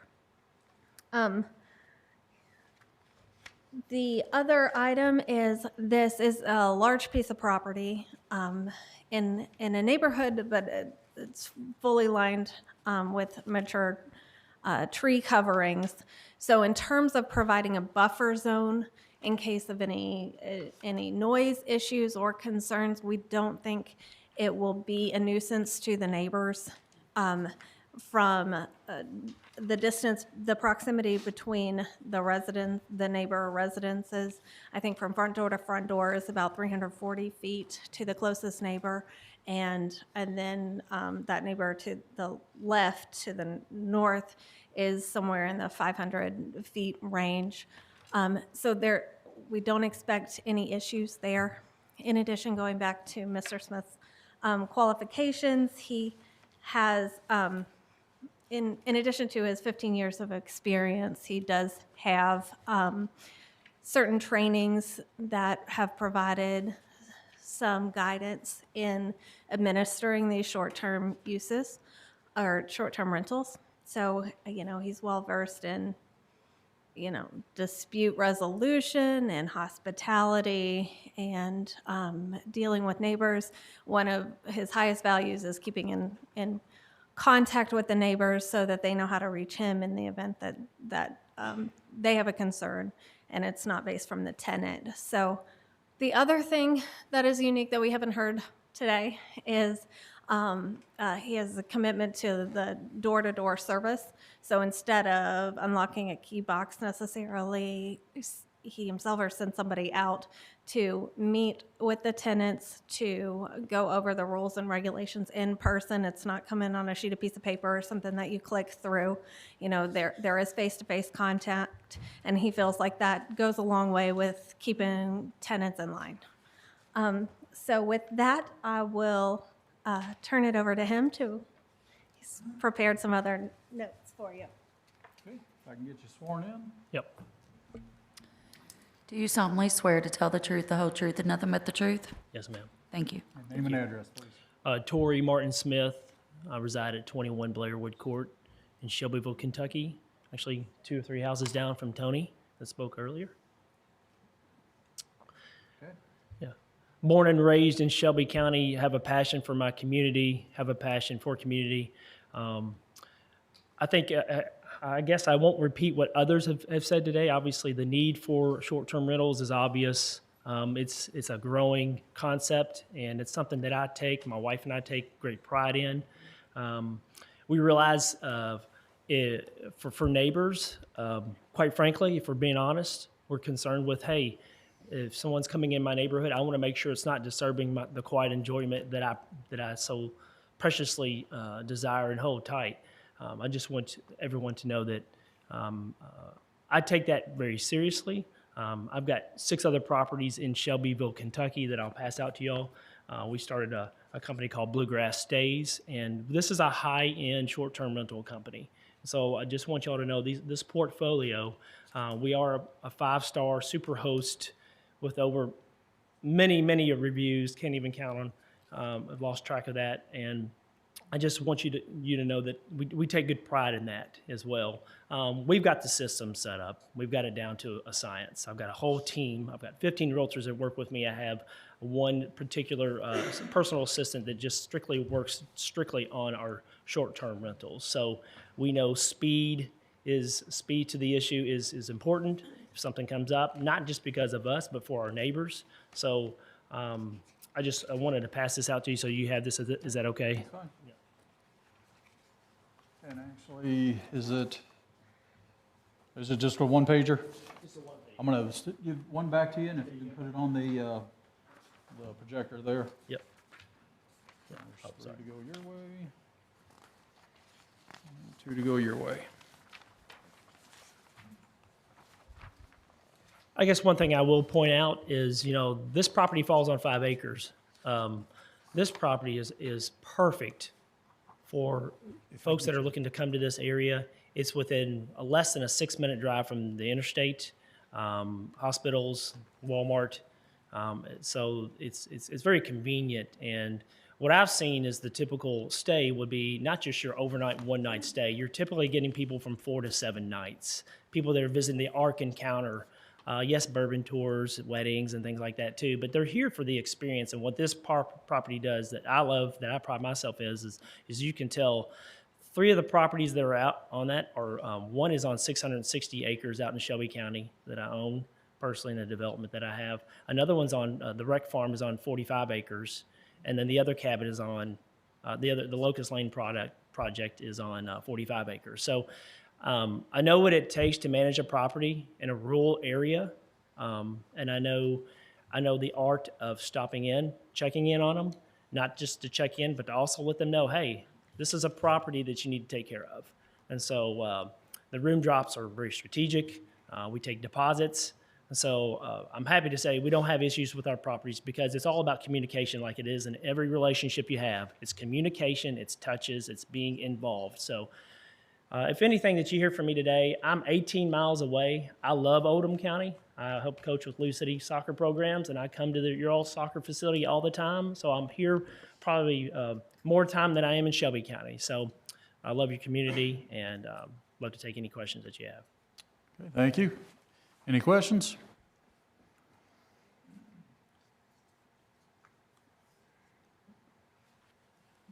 Okay. Thank you, guys. Did we get, maybe you already answered, emails or phone calls from support or opposed? Okay. Yes. So 2 of them I've included in your staff packet. One of them is a pretty lengthy letter. In addition, I have a handful of, if you want me to read all these, I can, but I definitely have them for the record, but there are 1, 2, 3, 4, 5, 6, 7, 8, about 10 adjoining property owner notice or letters of opposition. And in the letters, is there anything that stands out different? Yeah, Jim. Why don't you call on those that want to speak in opposition, since obviously there are some people here. They may present that information in their own letter. We'll keep track of which ones are not here and read to the record those that aren't present but have written. Perfect, thank you. Okay, is there anybody here wishing to speak in favor of the application? All right, opposed, just a show of hands. Who's here to speak opposed? Yeah, let's, if I can get those speaking to stand up, and we'll get you sworn in.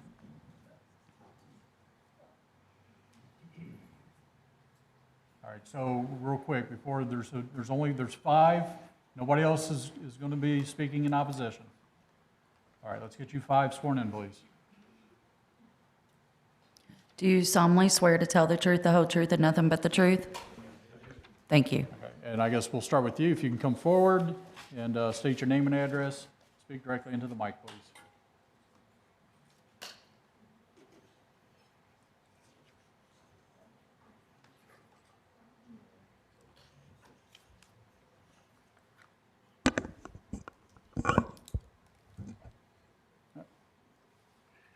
Name and address. Yes, my name is Steve Farrow, and I live at 2020 Clearview Drive, LaGrange. All right, Steve, and if you can tell us why you're opposed? I'm opposed because of a lot of different things. The surveillance of the property and adjoining for the community. We currently do not have adequate internet service in the area, and it is up and down quite often, which myself, I have not installed personal surveillance because of the failures that are occurring. As far as police coverage, we're in a portion of the county that is a little bit far away from most of the stations. Takes about 30 minutes for them to respond. One of the things that was brought up earlier on one of the other properties was it had been used for wedding receptions, etc. The property that we're discussing here has been just a one-family home. There have been no uses of that property for ventures, meetings, you know, that type of thing.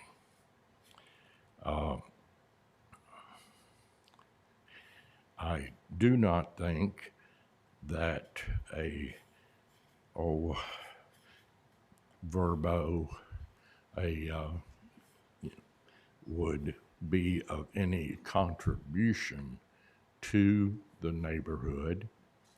It is a total dead-end road. It's a circle. There's only one way in, one way out, and that's it. The responsible party, as I understand, is in Shelbyville. They're giving the number of miles that they're away, which puts them within the limitations that I believe you have set up. As far as mileage, the length of time to drive it, I think would be more like 30 to 40 minutes. Bluegrass Stays has a good reputation in the Shelbyville area. I do not see the Oldham County, especially the portion that we're discussing with us there at Clearview Acres, being that conducive.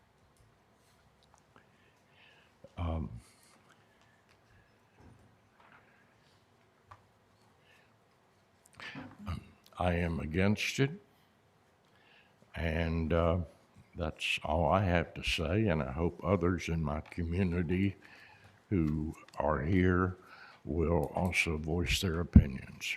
Thank you. Thank you, Steve. Questions for Steve? I have a question. All right, sir.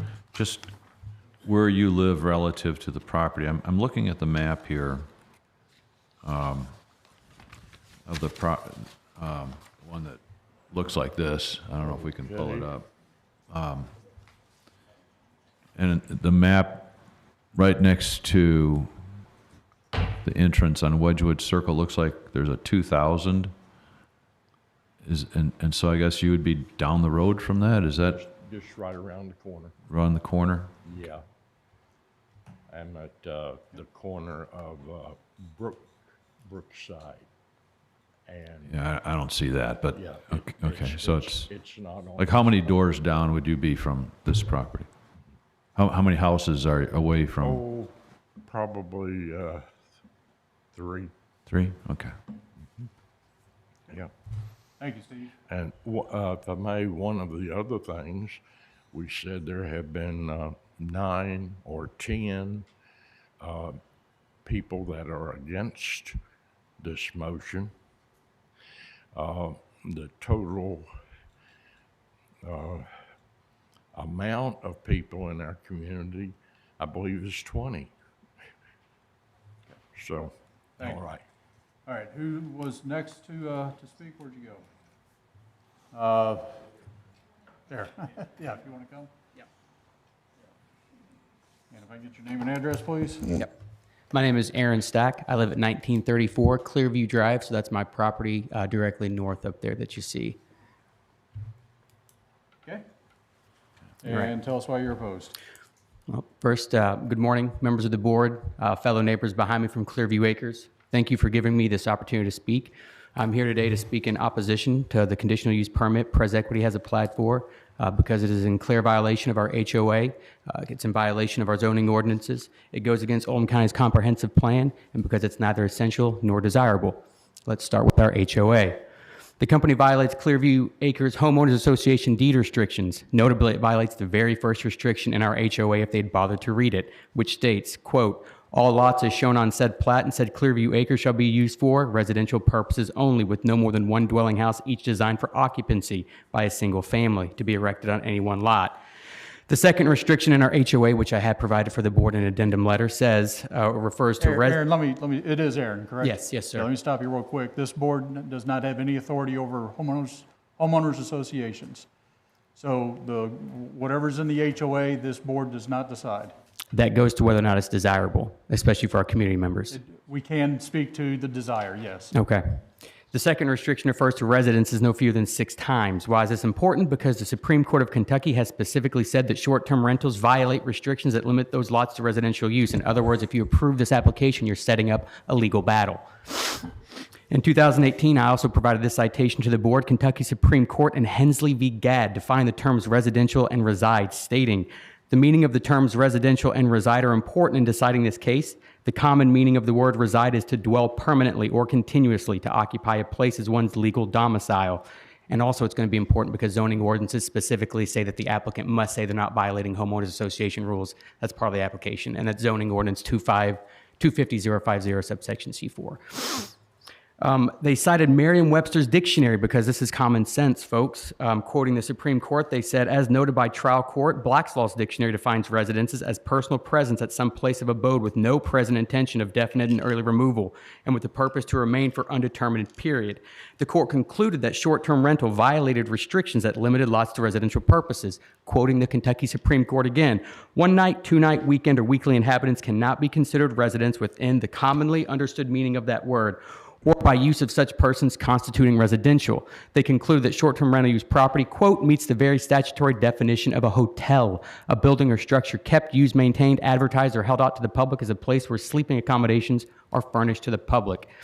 By violating our HOA, Pres Equity is in direct contravention to zoning ordinance covering short-term rental property, section 250-050, subsection C4, which states unequivocally, the permit application must include a statement that the applicant has confirmed that operating the proposed STRP would not violate any homeowners association, agreement, bylaws, covenants, codes, or restrictions. So I think by violating our HOA, even though you all don't have authority over that, they're also violating zoning ordinance 250-050 subsection C4. And Pres Equity doesn't just violate one provision of our HOA.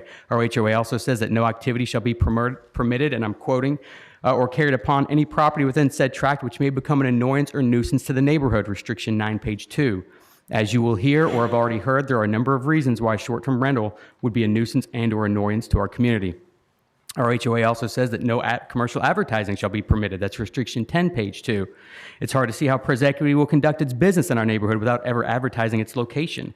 Limiting the use of lots to residences and restricting commercial advertising are clear signs the HOA was against this kind of commercialization of the neighborhood, and we relied on those guarantees when purchasing our home. By violating our HOA, they are violating the zoning ordinance 250-050 subsection C4. Now, let's talk about zoning ordinances and Oldham County's comprehensive plan. This was cited to in the board's letter to the applicant. They asked the applicant to explain why this property or this use would be essential and desirable, and also why it did not fly in the face of or in contravention of our zoning ordinances and comprehensive plan. Clearview Acres is zoned AG1 per Oldham County Comprehensive Zoning Ordinance 020-010. AG zones were established with a specific intent to, and I'm quoting, support and encourage agriculture for the purpose of recognizing the cultural heritage of the community and the agricultural contribution to the economic base. Each lot in Clearview Acres, including the lot the company seeks to rent out, is designated as 5 continuous acres. This with a specific provision in the HOA, that's restriction 4, page 1, that no lot shall be divided or diminished in size. This is because to qualify as an agricultural use parcel in Kentucky, you have to have 5 continuous acres. The HOA clearly had agricultural use in mind when it created lots in this size. The HOA specifically contemplates the keeping of farm animals. While the company does not seek to diminish the size of the lot, they seek to prevent it from its intended AG1 use and preclude it from agricultural activity. The company has not alleged, nor should this board entertain, any notion that a short-term renter is going to use this property in that manner, that is, in a manner consistent with agricultural use. Moreover, Section 020-030 of zoning ordinance lays out which conditional uses are appropriate for AG1 zones. And guess what? Short-term rentals are not there. They're not contemplated because they're not appropriate for these zones. Do you know what is contemplated under the conditional uses of AG1? Daycares, farm equipment repair, livestock arenas, among others. Our HOA, should I pause? Board, generally, we have a time limit on this. I did not call that time limit. Do you guys want to make a motion to extend the time or to set the time limit? Could I ask how much longer you need to go? Well, he's number 2 of 5. I mean, I've got 2 more pages to read. Do we want to set a 10-minute limit for all opposition? Yes. Okay, can I get Yeah. a motion? 10-minute limit for all opposition. Okay. Can I get a second? Point of order. Is that per person, or are we talking All total? opposition. We've already run through 10 minutes for opposition. But we hadn't said. We can extend another 10 minutes. Okay, that's what I'm getting at. We're extending 10 minutes to 20 minutes. I second that motion. Okay, all in favor, signify by saying aye. Aye. Those opposed? And if you can put 10 minutes on the clock, please. And how many more do we have in addition? Well, I guess, I mean, this, You got it, if he wants to yield some of his time, that's fine. He's already got a written response here that y'all can see. Or, and somebody turned it off. If he wants to yield some of his time, he can, but we got to stick with our rules that we've imposed already. And if the other people want to yield and let him present the argument on their behalf, that's their right too. But we've got to keep our limits based on what we've got here. So it's up to them. How many other? So you've got 2 more pages that you want to go through. I mean, at this point, I think we should probably just request a delay in the proceeding and give us 30 more days. I didn't realize there's going to be a time limit on this, and neither did anyone else. It doesn't really seem fair to give a limitation in the middle of my presentation. So if you all aren't going to deny the request, I'm going to request an extension. If you all choose to deny the request, that's fine. I'll withdraw the request for an extension. But I don't think limiting our time here, given the number of concerns we've had all these short-term rental property proposals with 0 opposition, and then you get one with 15 people opposing, multiple people willing to speak, and we're going to cut the legs off for 10 minutes. So I guess Jim and Tate, I'll ask you guys, generally, if I'm not mistaken, it's 5 minutes. 10 minutes. But we did not set that expectation. At the beginning, we didn't go over when we went through procedures. So now that we are establishing 10 more minutes on this, You can extend this as long as you want if you want to. I mean, I think hang on. Yes, sir. The general principle here is that we have many cases and we limit time for both applicant and opponent. But the board can do whatever they want to do in terms of extending time. I think your job is to consider content and make sure that there's not repetition and that it's relevant. So that's all I got to say about that. okay. All right, so we have a motion to extend it for another 10 minutes collectively. So we will abide by that. As Tate said, if you want to yield some of your time to the others, we can. May I have a minute to confer with my neighbors to determine what they want to do? I would hate to make a unilateral decision on their behalf.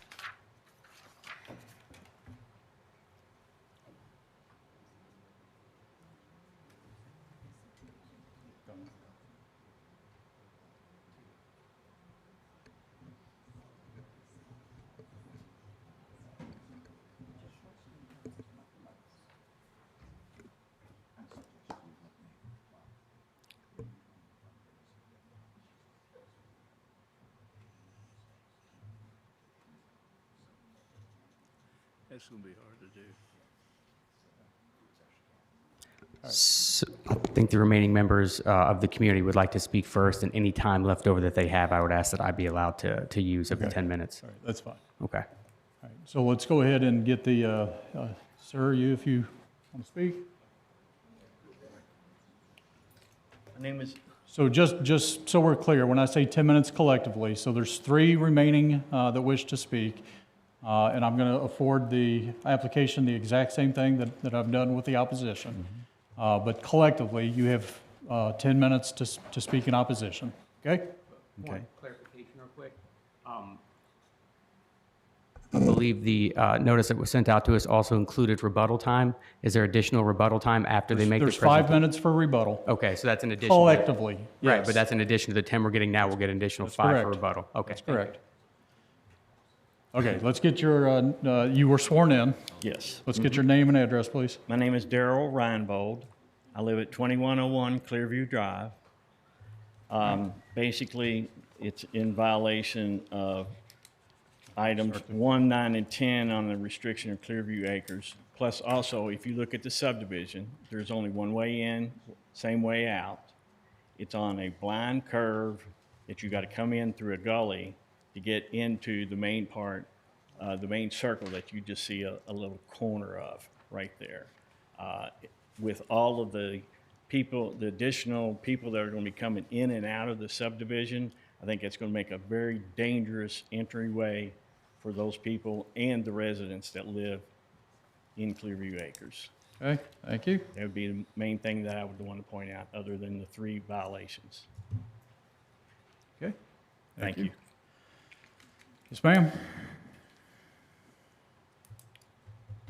Hi, I'm Jessica Randall. I live at 1906 Clearview Drive. I am towards the front of the circle of the neighborhood, and it's on a straightaway before the blind curve. And my concern is, of course, the increase of people coming in. If you have 52 weeks in a year and each week you're getting rented out, let's say that's 52 different people getting on this rental property. That's 52 people that we do not know that are coming in, that do not care about our neighborhood. And this is a neighborhood. This is not Highway 146. This is not Highway 42. This is not Highway 153. This is a neighborhood that is a circle. I walk with my 3-year-old son and my dog on this neighborhood, and I don't need people coming in and, flying through. It's a 1-mile circle. I don't need people coming in, flying past my property and flying in through here and doing who knows what on this property, because it's almost 4,200 square feet.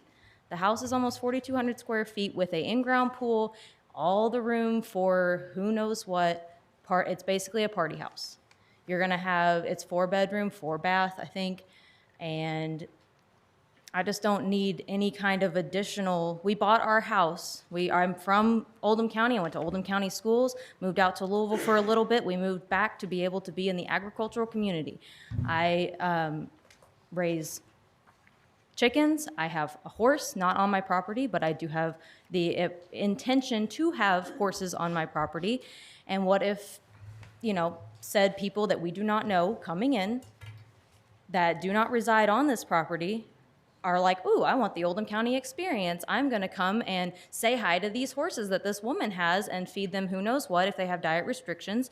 I don't need that. I don't need any increased curiosity of outside people. I bought our property, which is closer to the road than some of these other ones, in the intention that it was a circle. There would not be people. It's not a through road because I have a child, and I just do not. I don't agree with it at all. Thank you. Okay, thank you. All right, I believe there's one more person that was sworn in. Yes, go. Kevin Dant. I live at 3600 Wedgewood Circle, which is the adjoining parcel. My wife and I purchased that lot in 1997 and built our house and moved here in 1999. We've lived in Oldham County residents. We both grew up in Louisville. We moved out here for the peace and quiet and the 5-acre lots that all exist in most of the tracts.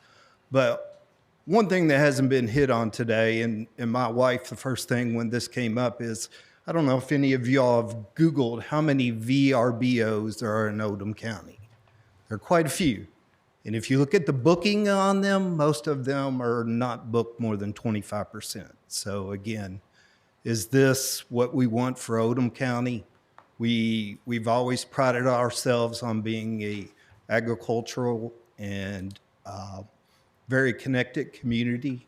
But again, I never envisioned that my subdivision Everybody's brought up the restrictions. Carl Clore plotted this in 1973.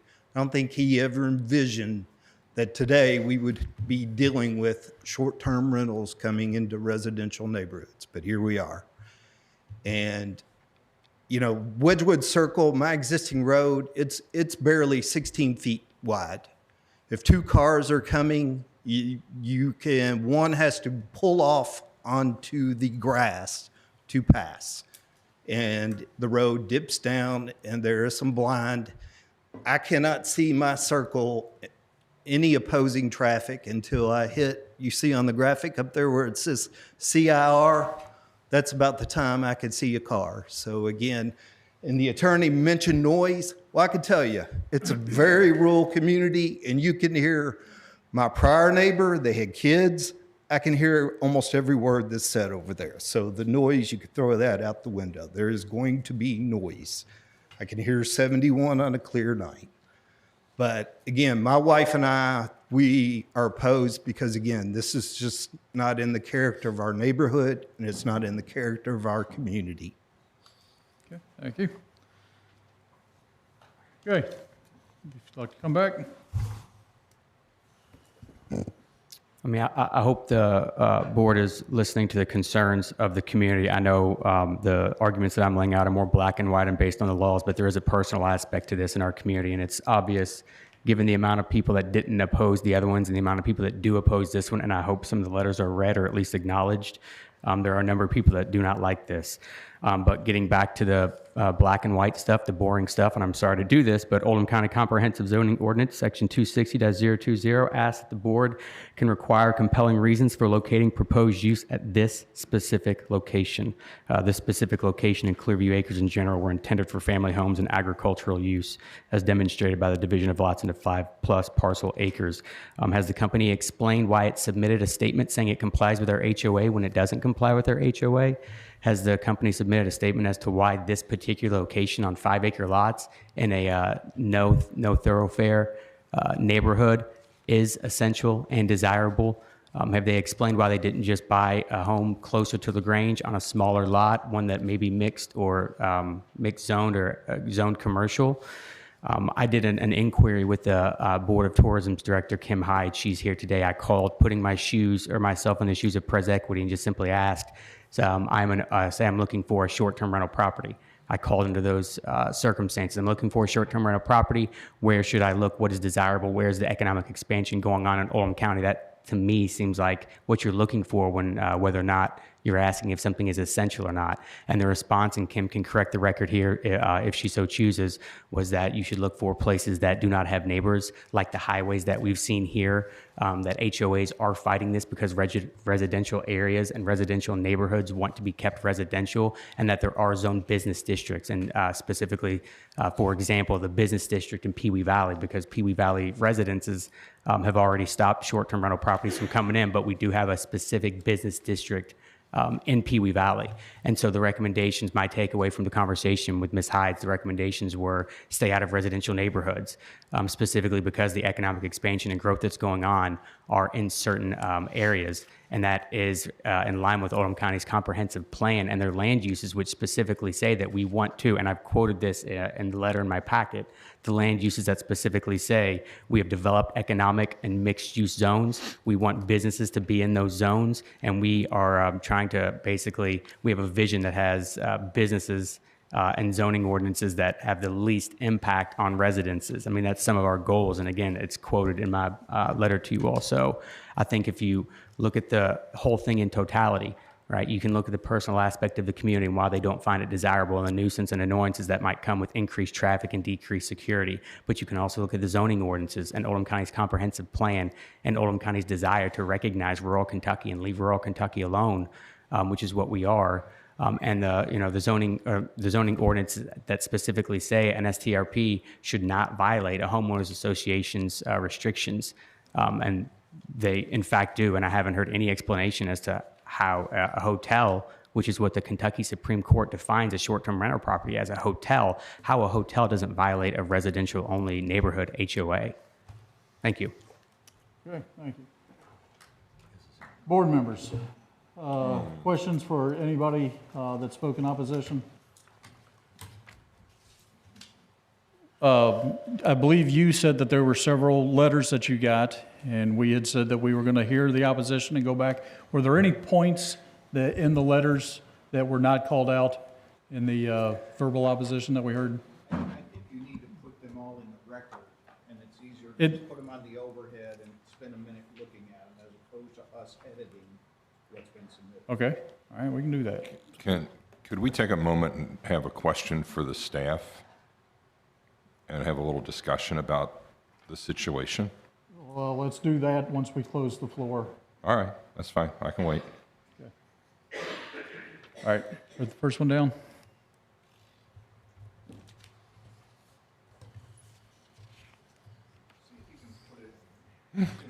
Can we get a bigger TV?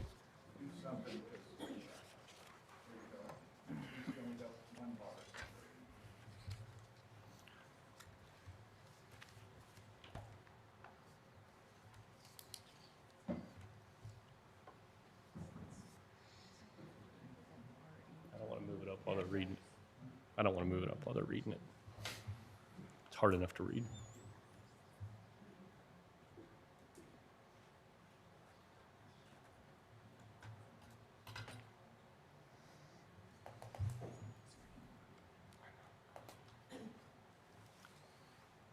Board, good? Next, please.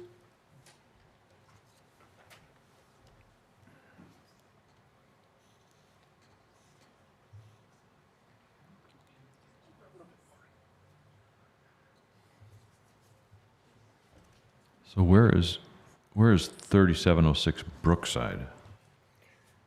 Well, I tried to look that up on my phone, but it decided to quit working as far as me trying to toggle around on the map. So I don't know if an adjoining property owner knows that address.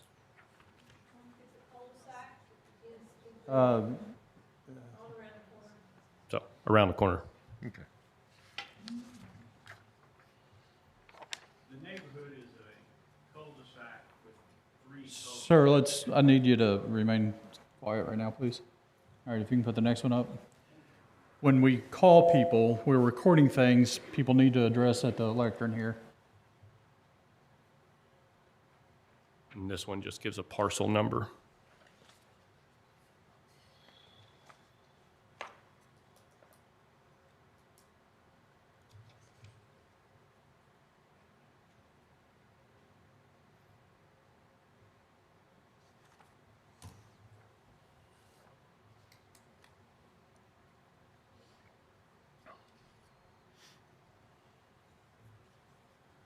Okay, next one. Board, am I going too fast, or are you guys okay? No, you're fine. No, it's fine. So the next one was an addendum by Mr. Stack. He addressed almost all of the things in this particular letter in his conversation. I will put on, just for your reference, there's the deed of restrictions that he included with it. Put that back up one time, would you, Ryan? Please.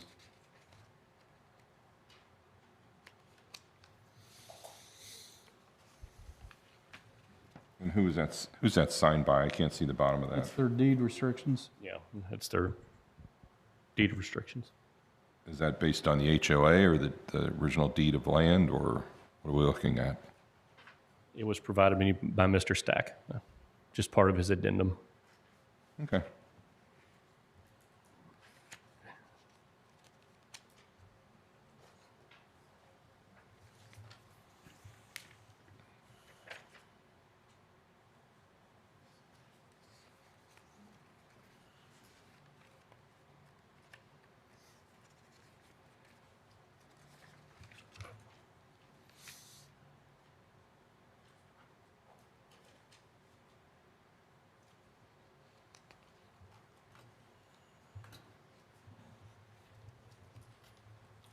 Okay.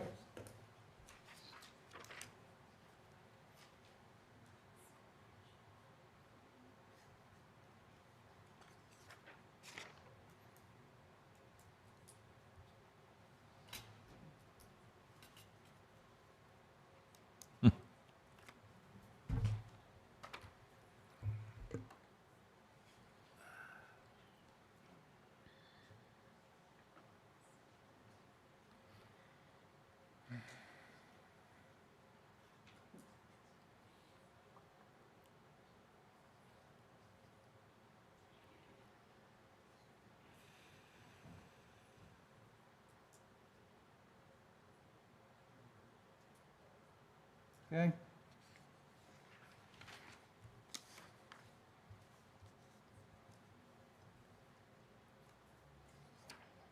Okay.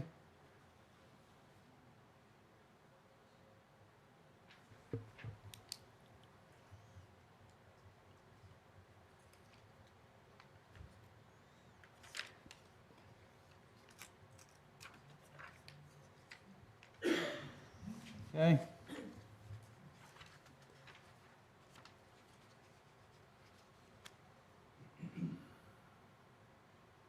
This one's a two-pager.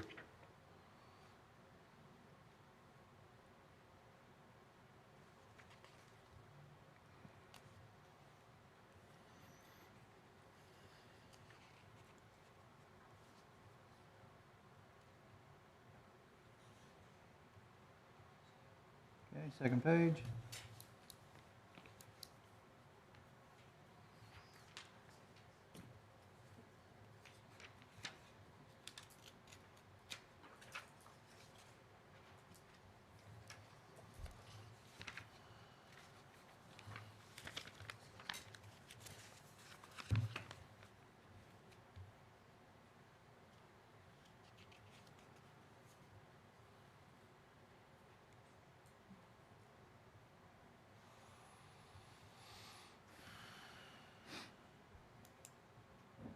Okay.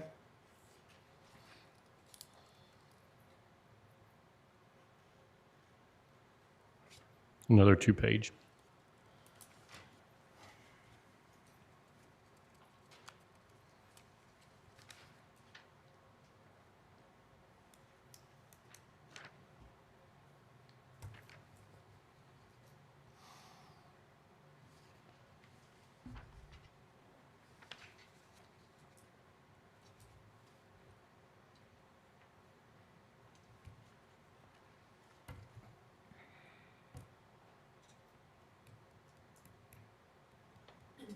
Okay, next page.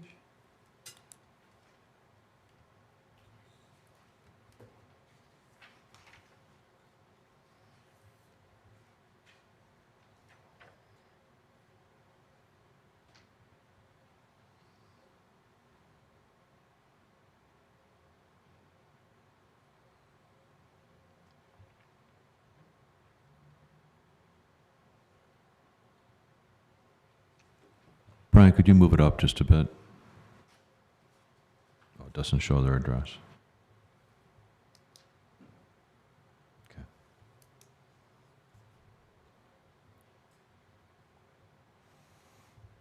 Okay.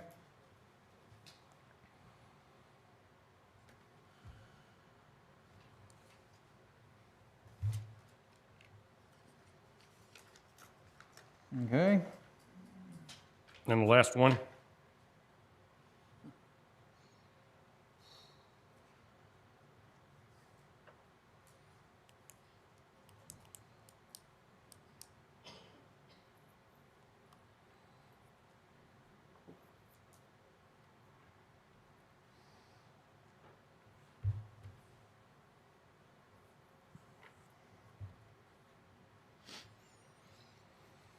And there's the very last part on the second page I'll put up when you're ready. Do what? There's a brief little part.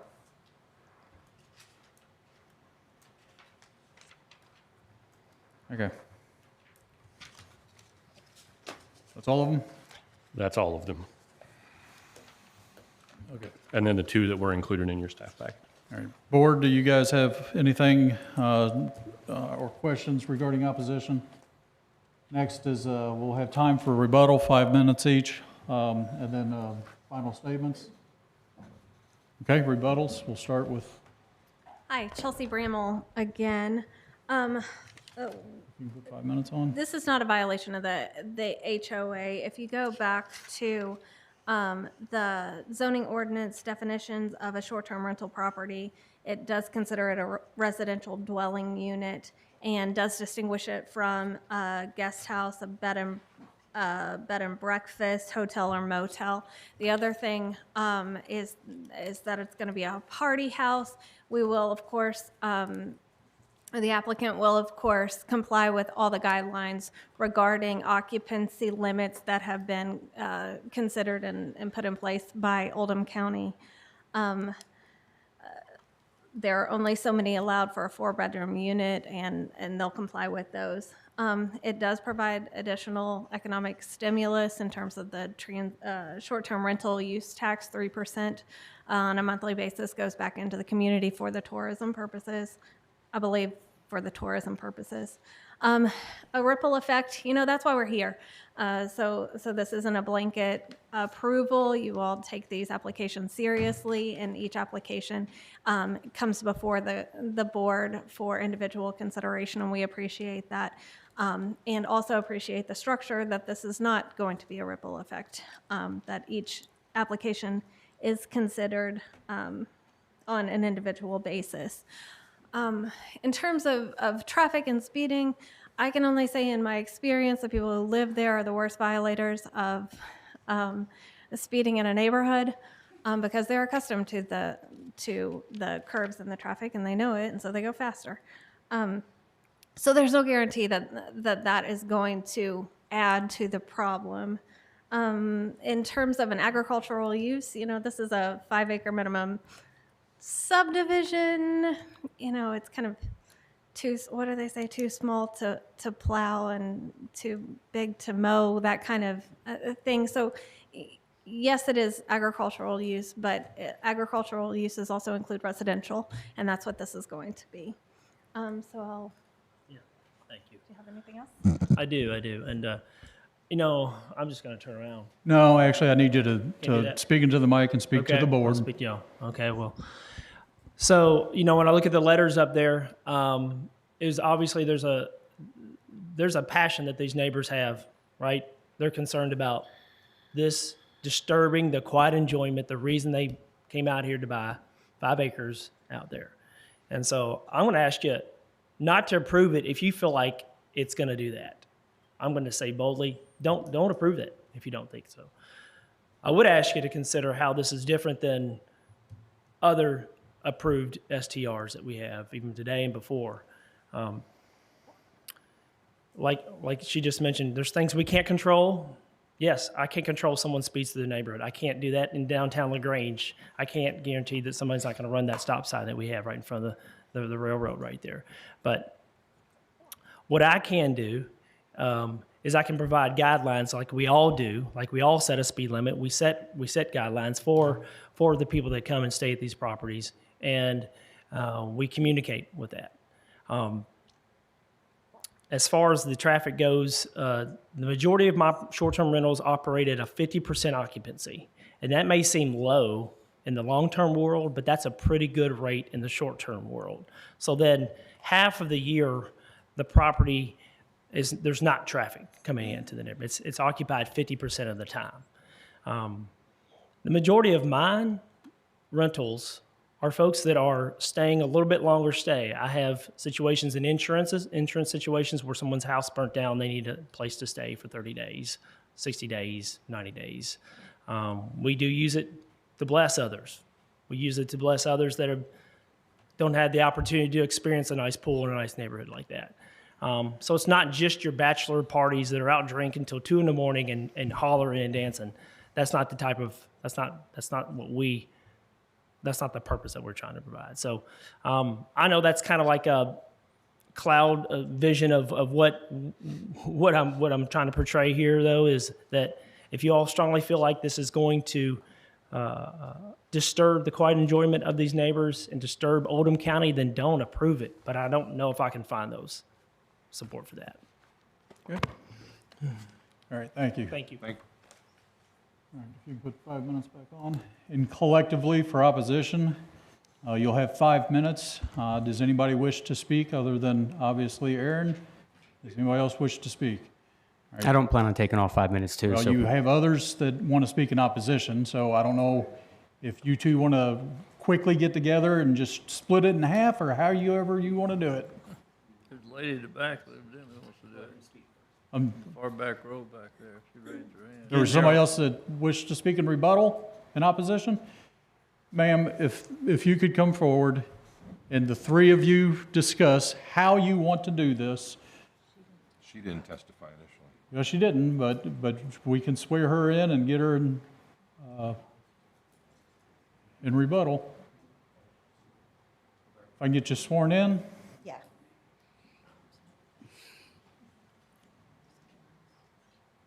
Do you solemnly swear to? I gotta say, you've got to, in rebuttal, there's no new evidence. Right, that's right. Thank you. So Oh. You can't say something that hasn't been said already. That's what rebuttal's all about, because they've had their chance for rebuttal. So you can only talk about what's already been said. Okay. Do you solemnly swear to tell the truth, the whole truth, and nothing but the truth? Yes, I do. Thank you. And your name and address, please? Cindy Ashby, and I live at 3604 Wedgwood Circle, Okay. on that circle. All right. Cindy, this, as Jim said, this is strictly in rebuttal. Let's go. Christie? Oh,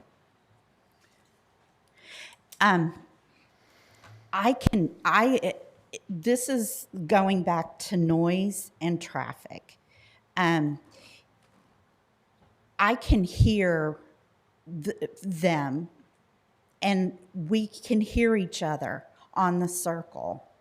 And we respect ordinances, and we're not loud early in the morning and late at night.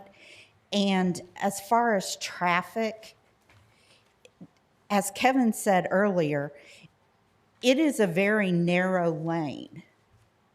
And you just, people coming and going and not knowing who people are in our neighborhood. Earlier, one of the windstorms, and is this new evidence?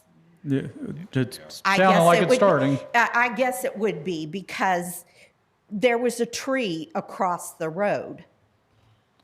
And you pitch in with your neighbors to get the tree out of the road. And if we don't know who those people are, could they care? Do they care where that tree it goes? They just push it off the road into somebody's property or something. So Okay. that's all I have to say. Okay. I just want to reply to the comment about the attorney made about too small to plow. I raise hay on my property and cut it for a farmer that I work with. So to say it's not being used agriculturally, I do use my property that I own for cutting hay and everything. Twice a year, he comes and bales it. Okay. Also, to add with agriculturally, I raise about 20 chickens, and I also sell eggs to local family members and stuff. So that's also agriculturally, and I also plan to expand that as we're renovating. So agriculture. I'm going to address several points that were made. The first, the attorney's response to our concerns about strangers speeding in our neighborhood with their kids was that the residences are the biggest offenders. That's a flat out lie. I don't know why she would say that. She's not part of the community. She's not in the neighborhood. I've got 2 kids. The Kecks that you heard from in the letter have 7 kids that they raised. The Campbells have 5 kids. Bonnie Bowles, who's also Letty Red, had 5 kids. All homeschooled, all in the neighborhood 24/7. They don't want strangers in that neighborhood speeding because their kids are there all the time. And we know that. And so, no, we are not the biggest offenders of speeding. We do not do that. And I have no idea why she would say that. The second thing is these are 5-acre minimum lots. That doesn't mean that's all they are. We have 8-acre lots and 10-acre lots. We have people that raise hay. We have people that raise chickens. We have people that raise bees. We have people that keep horses. We have people that use it all sorts of ways that are in line with AG1 zones for agricultural use. I would say he had brought up the difference between this and other STRPs, and let me point out a huge difference between this one and other ones. This one is in a neighborhood. This isn't off on a cut on Highway 146 or Highway 312. This is in a residential neighborhood. That's a huge difference. We haven't heard that today. This is the first of its kind, and there have been multiple people to object to that. The last thing I'd say is he undercuts his own argument when he says that it's only 50% occupancy, because they also promise economic prosperity. You know what would be more economically prosperous than 50% occupancy rate? 100% occupancy rate by a family that lives there full time. Having it there 50% of the time isn't going to provide the same amount of economic prosperity than a full-time family that lives there, because families like me and the Thompsons and the Bows, or the Bowles, and everyone that has, the Kecks, with these large families, we spend our money on local shops. We go to local restaurants. We go to the local tourist attractions. And having someone there 100% of the time, I mean, I didn't major in math, but that seems better than having someone there 60% of the time, especially someone that doesn't know the area and the neighbors. So that's all I got. Thank Okay. you. All right, very good. Okay, we're going to do one more time collectively 5 minutes for final statements. Figure out how you want to do it. We're going to start with the opposition first. Final statements, 5 minutes collectively, and then we'll finish up with the applicants.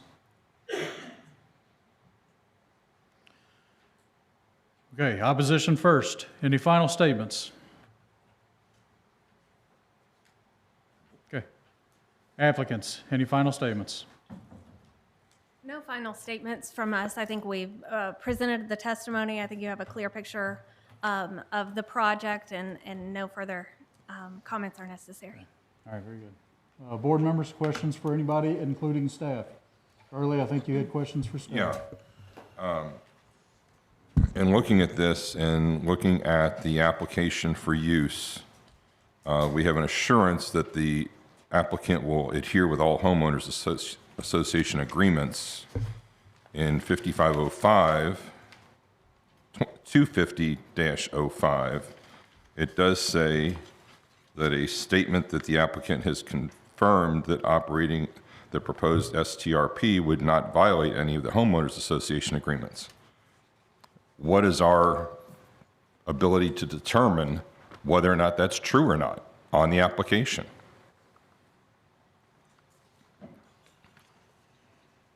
Because what we're hearing is that's what the homeowners association says, but I don't really see I haven't seen a document that's bylaws signed by a homeowners association.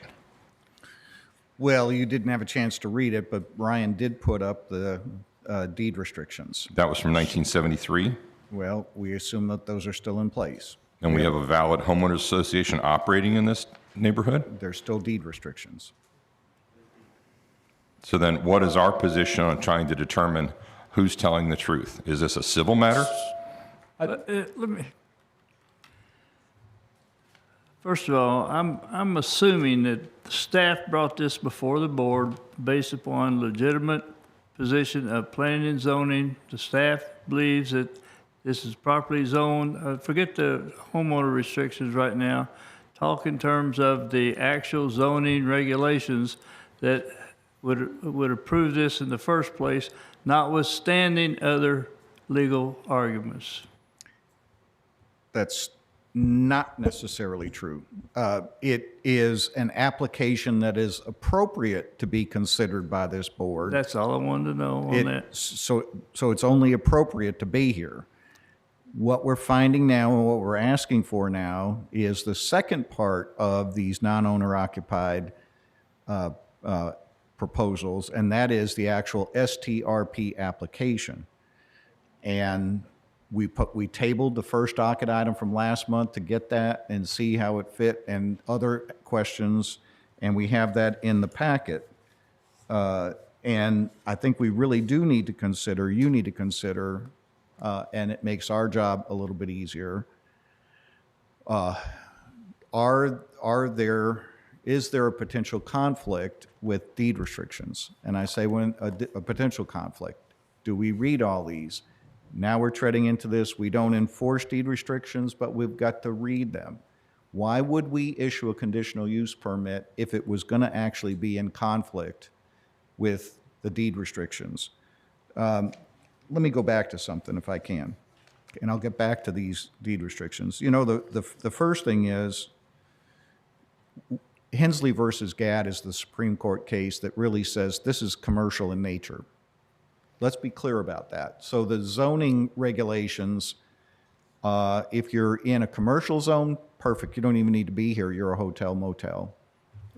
In the case where you have an application, the only true test in my mind is are there deed restrictions that are intact and in place that clearly call out that it cannot have any commercial activity? And again, I don't think that we should be approving a conditional use permit here when in fact there are deed restrictions. We did get from the applicant, and this was not addressed by Ms. Bramall on rebuttal, a short-term STRP application, and he initialed that it says operating the proposed STRP would not violate any homeowners association agreement or bylaws, condominium agreement, covenants, codes, and restrictions. Now, maybe to the best of his understanding at the time, he initialed it and said, and this was April 24th, 2023. I can put this on the overhead if you want to see it. But the truth is now we have a question mark on whether or not who's right. Well, you know, I'm saying a number of things here, but I think it's important that you do consider whether or not there is a deed restriction. Now, you've heard other testimony from opposing members of this room that do not necessarily apply to deed restrictions. Traffic, noise, other things. That's right. When you go and make your decision, you're required to, there's a test.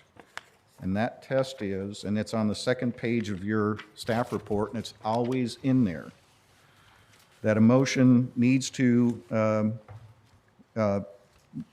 you consider approving it or denying it because it is essential or desirable to the community and not in conflict with the elements of and objectives and policies of the comprehensive plan.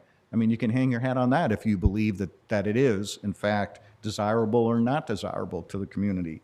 And then there are things that you have to at least say one, and there's a long list, but it's granting it will allow proper integration, characters and objective the proposed and potential impacts on the community and its surroundings are appropriate. The community or neighbor has a need for the proposed use. You can think about those deed restrictions all you want. You don't even actually have to use those deed restrictions if you can't find clearly in your mind that these one or more of these things apply. And it says in KRS 100, you're required to consider these. So make that part of your motion. Have you heard evidence, either in favor or against, that this is desirable, that there's proper integration, that there's it's compatible with surrounding land uses. It will not impair the integrity and character of the zone it's in, and that there's adequate facilities. Look at that on page 2. Are you saying that if they follow those guidelines, that they can go ahead and rule in favor of the application? Or in denial. You really have to look at the evidence and testimony that was presented today by both the applicant and the opponents, and you have to decide when you're making a motion. All I wanted to know, I apologize for that, is that this is before the board based upon proper zoning evaluation by you, as opposed to the opposition saying none of this is all in violation of the zoning regulations, and it either is or it isn't. That's not saying that. I would warn them, or I would warn those because of the HOA, that if the HOA deed restrictions are in opposition to this, in accordance with the Supreme Court, then if they approve it, the next thing that's going to happen is a circuit court action by the homeowner association to challenge that zoning change. Well, the second step, though, is actually the permit itself, and then staff has to determine whether or not. That's why I've kind of said to you, you can look at the other things in this. There was testimony on both sides. Where do you fall in terms of approval or denial based on what's required in KRS 100? KRS 100, not Hensley versus Gadd, not deed restrictions. Is this desirable? Will it allow proper integration? What are the potential impacts? Is there a need for the proposed uses and potential benefits to the community or neighborhood? Read those. Take 5 minutes. Think about it. Jim, I have one more question. The one thing they're hanging their hats on is this is a residential area. It's not commercial. How is agriculture not commercial? I hear they're selling eggs and they're selling hay. There's commercial activities going on in that neighborhood. Well, the definition of agricultural uses is 5 or more contiguous acres for the poultry products, and so, and it goes on, and list them. We have always interpreted that the production and sale of those products is part of an agricultural use. What about people operating out of home offices? I haven't heard any testimony one way or another whether anybody is doing that in this neighborhood.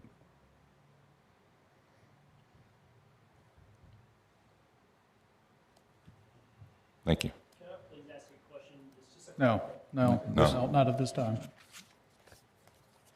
Okay. You good? Yeah, I'm good. Look at page 2. There's your guidance. All right, questions for anybody else?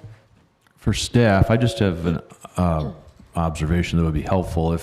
If we could, for situations like this, get a map that shows, like I wrote down a bunch of addresses here. I'm not sure exactly where they are. I kind of intuitively know just by the name of the street and kind of all that. But, and ideally, whoever, like if there's a lot of opposition, we could just on that map mark a oppose or deny, whatever, so that we can kind of see what the community's views are, kind of with a 2-second glance. That would be really helpful. So in terms of this case only, if you want, we can take a short recess. And No, we that's can okay. get I've Okay. figured it out, but I think I have anyway. Okay. Yeah.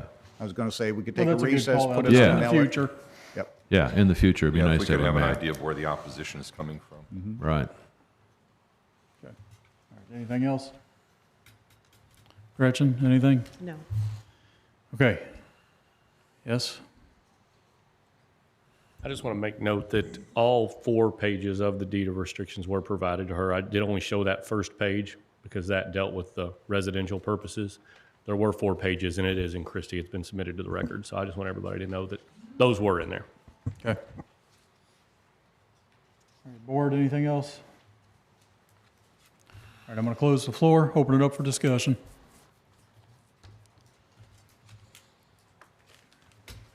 I think that we have to consider that this is a 2-part process, like it always is. And that, we've heard a lot of conjecture and speculation about what could happen if, I think I read in one of the letters, it said riffraff roaming the streets. We can't rule on that type of thing. That is not within our scope. What we can rule on is, as Jim pointed out, whether it is essential and desirable to the community. All the other factors about the HOA are not under our control, and we just have to be clear about that. But we have to consider everything that is presented as well. Right. With Jim's comments and with what we have in front of us here, motions to approve, would it consider the proposed use to be compatible with surrounding land uses and the general character of the area, including such factors as height, bulk, scale, intensity, traffic, noise, odor, drainage? I mean, I don't see that in this situation. It is not compatible, is kind of what I'm hearing and seeing, and has been pointed out by opposition in this case. So those are my observations. In my looking at this, I'm thinking back to a case we had earlier in the year that just didn't fit the neighborhood. And I think we've had other cases today that were appropriate and fit within their location, but this reminds me of that. Okay, very good. I'm ready for a motion. Motion to deny OC 23-025 for a conditional use permit, non-owner occupied short-term rental at 3601 Wedgewood Circle in LaGrange, because the proposed use is not essential or desirable to the community. And that is my motion. Okay, do I have a second? I'll second. Discussion? All in favor signify by saying aye. Aye. Those opposed? Application's been denied.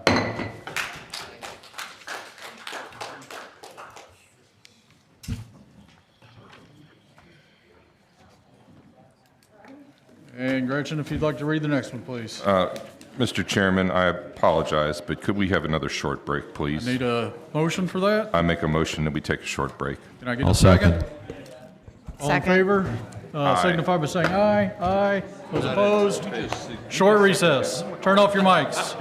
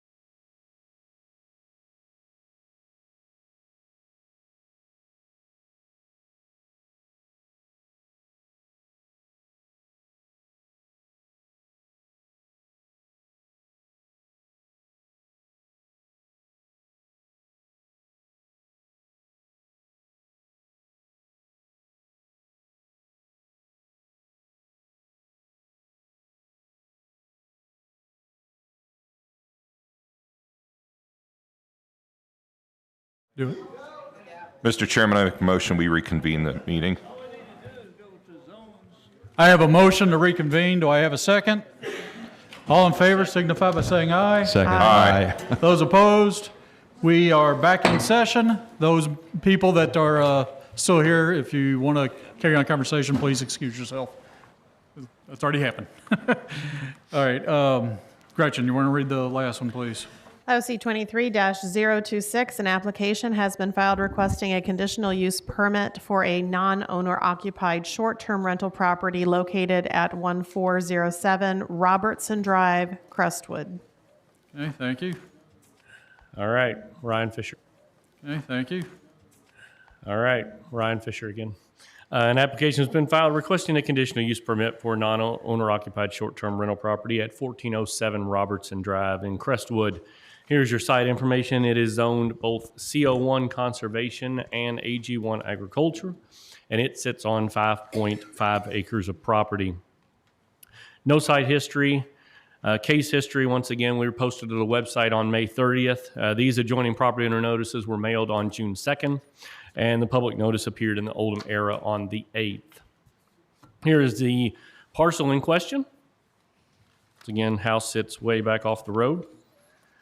Towards the rear of the property, most of the property is owned CO1 with just the back little bit being agricultural.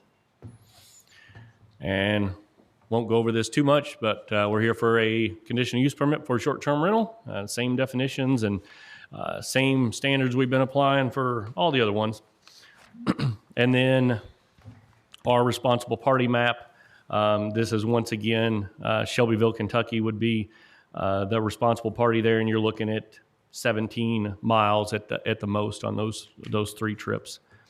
And then some pictures of the property looking out from the roadway itself. If you look real far here in the distance, you can see the house sitting back off the road. And then a couple of views just looking down either end of Robertson. So the applicant's requesting a conditional use permit for a non-owner occupied short-term rental property at 1407 Robertson, and the potential conditions of approval. Once again, conditional use permit shall only apply to the application considered at today's June 15, 2023 Oldham County Board of Adjustments public hearing. The applicant shall comply with all regulations concerning short-term rental properties outlined in Oldham County Zoning Regulations Section 250-050. And the applicant shall apply for and be issued a short-term rental property permit before renting the property. With that being said, that is all I have. Okay, questions for Ryan? Ryan, just curious on agriculture, what's the setback requirement for the property line? That house looks like it's pretty darn close back there. I'm sure because of the size of it, it is legal, but I'm just curious. Hold on, we're going to look that up for you Thank real you. fast. Not that it matters here nor there. All right, that's just The rear yard setback is 40 feet. okay. Thank you. All right. Any other questions for Ryan? Okay, if I can have the applicant come forward, please. I believe it's almost good afternoon. Stephen Houston, attorney for the applicant, and my address is 10801 US Highway 42, Prospect, Kentucky 40059. And as you all know, you're getting a lot of these applications, and we certainly heard a lot of objections based upon a homeowners association in a particular subdivision. The last matter that was just before the board. This is not that situation. This situation is more akin to the earlier ones that have already been approved. It meets the guidelines for the conditional use permit. We've already filed the short-term rental application in advance this time. I learned my lesson the last month to get that done before this CUP hearing. We've identified the responsible party, as she's already been up here in front of you before. The staff noted that that's Shelbyville, but this is Miss Tony Bower. I'm sorry if I butchered that. Boyer.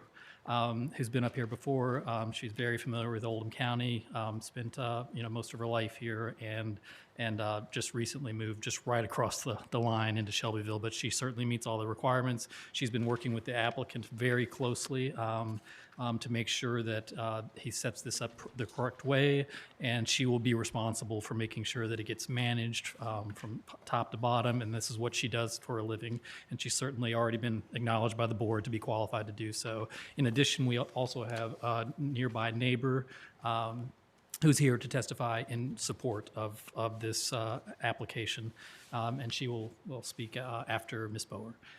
With that, I'll take a seat. Okay, thank you.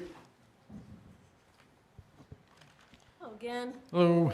So I plan to manage this property just as I would any other ones, basically as my own, and make sure that it's properly handled and well done. And Hang on a second. She need to be sworn in. She's already been sworn in, Earlier but today she let's was. get your name and address. Yeah. Tony Boer, 1074 Morning Glory Lane, Shelbyville, Kentucky, 40065. All right. Proceed. So David is the owner and my client, obviously. And this house was dilapidated for years. No one has lived there. I believe the past 3 or 4 years it was in disrepair, and it was falling down to the ground. It had holes in the roof. It had critters living in and out of this property. And it was bought not by my client, David King, but it was bought by the seller who extensively renovated the property and made it basically what it is now. My client bought the property 3 months ago, I believe, and in preparation to use it for when his family comes here and to use it as a short-term rental. I'm sorry, who are you referring to as the owner? David King. It's David It's King? actually listed in his LLC business. The name listed as the owner is a different name here. That's his LLC. What's Sennngkang. If I could, yes, that's his. And the owner's not here to represent themselves, so that's why I'm curious. No, I understand, yes. You're referring to a different person. No, it's the same. It's the the same same gentleman. I had the same issue the first time I spoke with him. That's his given name is Song, but he's taken David as everyone calls him David, and so sometimes that's just easier to go with and pronounce. But it's the same. It's the same gentleman. No, it's fine. I mean, Stephen is the attorney you're representing? Yes, I am. David. Okay, Yes. that's fine. Tony is the property management? Yes. I understand the Tourism. question. Yeah. And I am and have been at this property the past 3 weeks almost daily, and plan to be there just as I am the other one, several days a week, making sure that everything is maintained and properly done. This house cannot be seen from the road, so if you're on Robertson, driving down, you look, you can't see this property from the road. And it has sat vacant for the last several years and has been probably a eyesore nuisance to the neighborhood more so than what I would think it could be now. All right, questions for either Stephen or Tony? I also have an email that I did forward. Okay, you have that, okay. From another supportive neighbor in the neighborhood. Okay, we'll get to that in just a second. All right, any other questions? Okay, thank you, Tony. Okay. Yeah, let's do that first. Is there anybody here wishing to speak in favor of the applicant? Yes, ma'am. If I get you sworn in and state your name and address, please. Raise your right hand. Do you solemnly swear to tell the truth, the whole truth, and nothing but the truth? I do. Thank you. And name and address? Aaron Wagerson. I'm at 4716 Sunny Hill Drive, Crestwood, Kentucky. Okay. And if you can tell us your support? Yeah. I had the chance to actually meet David after he bought the property. And so whenever he was doing some of the furnishing and rehab that he had to do to the house, I actually went over there and met him face to face. That was the first time I had met him. And since then, I've talked to him on the phone multiple times because he does not live in state. So I've talked to him several times. I've helped him. My husband's gone over there and helped him move some furniture to do some of those things. And I've told him that, I feel comfortable if he needs anything. I'm less than a mile away, so he's more than welcome to give me a call, and I can help him with those things. So that's Okay. how I know him. And I'm sure you're less than a mile away of the subject property on Roberts? Yes. So I am not in their neighborhood. I will be very honest and clear about that. I am in Northridge Farms, which is right across the street. I am a runner. I run by myself. I have a family, so my husband's with the kids while I run. I run past that property several times a week. I run, as a single or as a woman by myself. So it's less than a mile away. It's actually, like I said, it's runnable. So I go past it frequently, and I'm very familiar with where it's located and how close it is. Okay. All right, thank you. Any questions? Okay, thank you. Let's look for opposition, and then we'll come to what you got on email there. Is there anybody here in opposition? Okay. All right. Who's going to speak in opposition? Okay, 4 of you. Okay, we're going to put 10 minutes on the clock, and then same thing we did with the previous case. I don't know if you were here, but collectively you'll have 10 minutes to speak in opposition. Okay, so if you want to talk amongst yourselves, I'm sorry? Well, it'd be better for you to at least come forward, and you can have a seat just closer to the lectern. Yeah, we'll do that. Mm-hmm.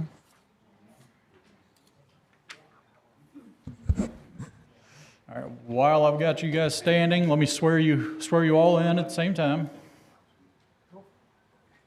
Right hand. Okay. Do you solemnly swear to tell the truth, the whole truth, and nothing but the truth? I do.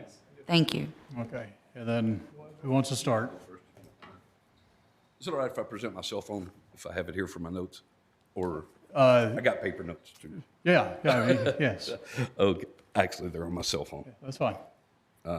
Start the clock. Let me get your name and address, please. My name is Brent Prince. I live at 1406 Robertson Drive, which you can see is right across the street. Okay. I've been there since '98. Again, lifelong, everybody in the neighborhood, pretty much lifelong Oldham County members, enough to stay and, set down roots in this neighborhood and raise our kids, all that, very similar to what you heard in the previous presentation. Just getting out of the gate, this is new to me. It's new to a lot of us. We don't know what this is, and we started researching, and a couple things just right out of the gate that we found disconcerting was this is already on VRBO. It's already listed, and it says 18 people. And my friends are like, I thought you guys were going to have a hearing on that. So, I mean, the fact that we thought this was a done deal and we're just here spinning our wheels. And the gentleman I called and I spoke to, he squared me away. He said, no, that is not in play at all. So then I start looking a little bit more, and, it's an LLC out of California. If it was a neighbor or somebody in the community that was an owner that I could call, not their proxy, not somebody that stands in for them, but them, and say, hey, what's going on here? Or, hey, man, looks like there is a lot of noise coming from there. Do I call you or do I call the police? But 18 people, again, the term party house gets thrown out. We've got, families, and the noise does carry, to what one of the others was saying. That thing sits up on a hill. So when they have folks that lived there before were having normal conversations, I can sit on my front porch at 1406 and hear them plain as day. In the months that the trees have no leaves, you can see the house from the road. It's just, in the summertime, and the sound carries. I don't know if it's the valley or what, but so as far as desire and beneficial use, I see none as far as, the Prince family at 1406 is concerned. And, this isn't a typical neighborhood where there's apartments and you've got your neighbors immediately available. I'm scared. My neighbors are scared. 18 dudes show up for a party. No matter what anybody says, that could happen. It says 18 people. And it's like, hey, we got all this room. Let's go get the guns and shoot a little. Hey, don't, I mean, that's scary. I mean, now if my neighbor's going to shoot, it's perfectly legal. He calls me and says, hey, man, are the grandkids sleeping? Everybody okay? Or my neighbors that have horses. Hey, would you mind not shooting, my daughter's on her horse? No problem. Give us a shot when you're done. I mean, we love that. And now, we're not Hicks from Kentucky. I sit down roots here, and it actually angers me a little bit that somebody from, I use the term big city, we're not Hicks. You can't come in here and put layer upon layer upon layer that confounds our effort to get in contact with you. I want to talk to you. I want to be able to know who you are. I don't want to get, an LLC phone number, press 1 to speak to an operator. And there is a representative close, but that's a contractual relationship. What happens if that contract goes sideways and we have no representative? That dude's in California and it's an LLC. Why he's trying to find someone else. So again, I'm old. I like where I'm at. I've raised my family here. And anything, strangers coming into our little slice of heaven just scares me. That's all I got. Thank you, Brent. Next.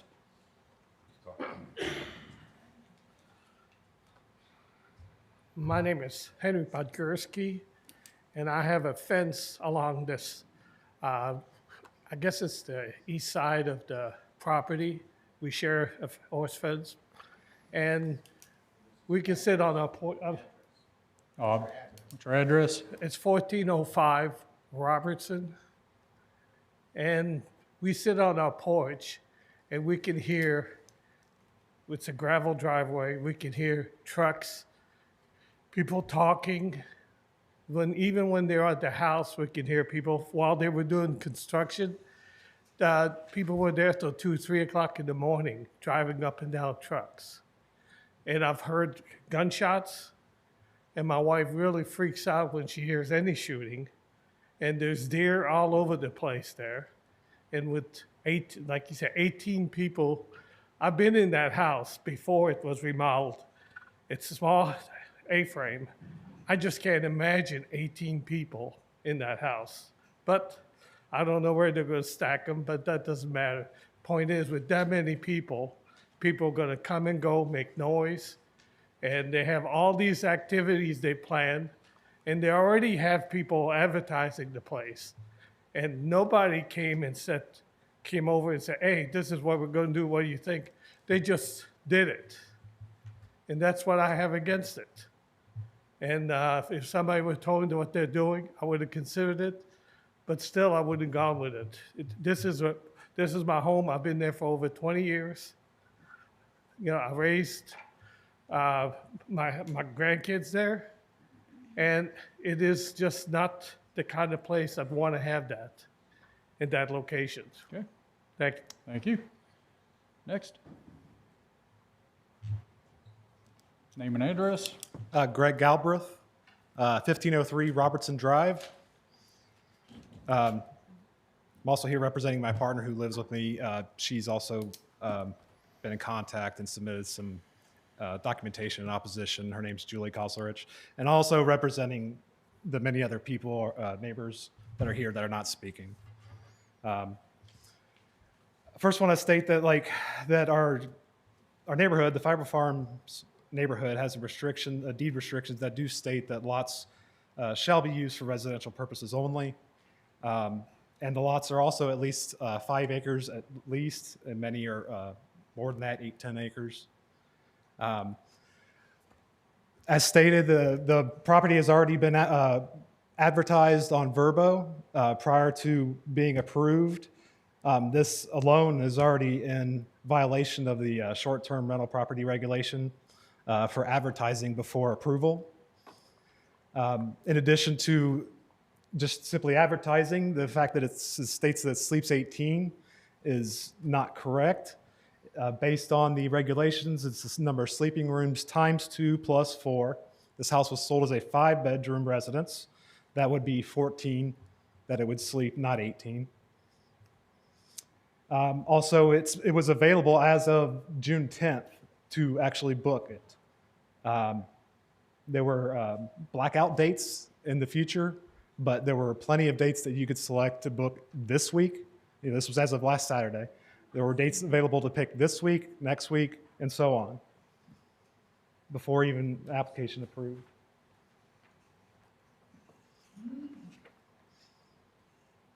It also states that on their listing that there will be strict rules on no parties or events. With that many people advertising 18-person rental, that is a party. I mean, there's no bones about that. I mean, I was also brought up earlier that it sits on top of a hill. It is set far back from the road, and it is secluded on top of the hill. Sound does carry from that hill. I'm 2 houses down, but you can hear clear as day neighbors that are up higher. Just conversations in the backyard you can hear. With having that many people in a rental, there's going to be noise issues. Being that secluded, as stated during the summer months when there's leaves on the trees, the house is secluded. And I think that renters are going to be more likely to be tempted to break rules and policies, whether it regards to firearms use, fires during burn bans, fireworks, the list goes on. I think that renters might be more tempted, being in a secluded area with some space around them, to break those rules and regulations. And we have no assurances that there's any way that the applicant can enforce their policies or the regulations of the county. People hunt in our neighborhood and in surrounding areas, but you can do it safely if you know the area. So a concern would be that renters might be tempted to hunt while they're here. I don't think there are enough regulations currently in place. I believe that there are plans to review the regulations for the county for short-term rentals in the near future, but I don't think there are currently enough regulations to properly ensure the safety and well-being of the neighborhood, given its unique layout and properties of not only the lot, but the neighborhood itself, to ensure the safety and well-being of the neighborhood.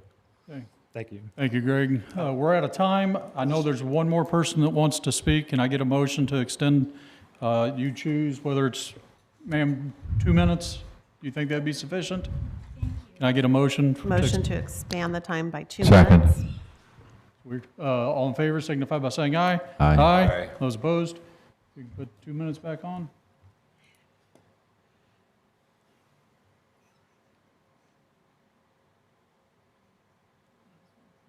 You might want to might want to advise her to go. 10 if is there's new fine. things. Do what? See if she can cover, if she has new things to say. 2 minutes is a short period, so if you have anything new Okay. to bring up. I do. I would just like to share with you all that I don't think this Verbo. Let me get your name and address. Oh, I'm so sorry. I'm Betsy Gilbert, and I live at 1402 Robertson Drive. That's across the street and 2 doors up. I would just like to point out that we're very concerned about this as harming our welfare, our safety in our neighborhood. We live in a restricted area, and all of the traffic is just people coming to their homes, going to and from work, the grocery store, etc. We have a speed limit of 25 miles per hour. We have a lot of blind curves, a lot of hills. It's very difficult to see as you're traveling through our neighborhood. The only time I've been run off the road as I was walking with my dog was when the cement trucks came back from that construction. It's very dangerous. The garbage truck flies by. We live on the top of a rise, and then there's a straightaway. You see the straightaway starting there and going up. And people will curve around the curve and then go up the hill and shoot down the street in front of our yard. And I am so concerned. We have people walking with their children. We have people riding bikes, kids riding their skateboards. And then I like to walk the neighborhood with my dog. And it's very frightening to have people flying by. My husband and I are very concerned about our safety from that angle, and just having a lot of new people who aren't really vested in the neighborhood, living or visiting across the street and going by our house. We've spent so much trying to develop roots there, and that's where we thought we would live until we die. Okay, Thank you. Betsy. Okay. Board members, questions for anybody, any of the opposition? And I believe you had some email and whatever you had for opposition? Yes. Christy, if you'll switch over to the overhead when you get a chance.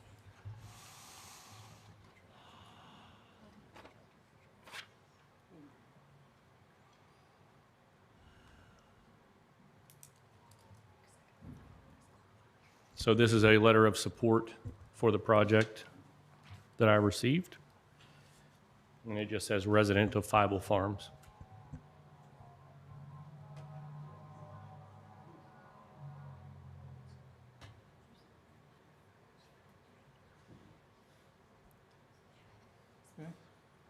All right. Okay, thank you. And then I didn't receive anything in writing as far as anything in opposition. Okay. I'll put both these into the record. You want to put that on yeah, there? let's put that on.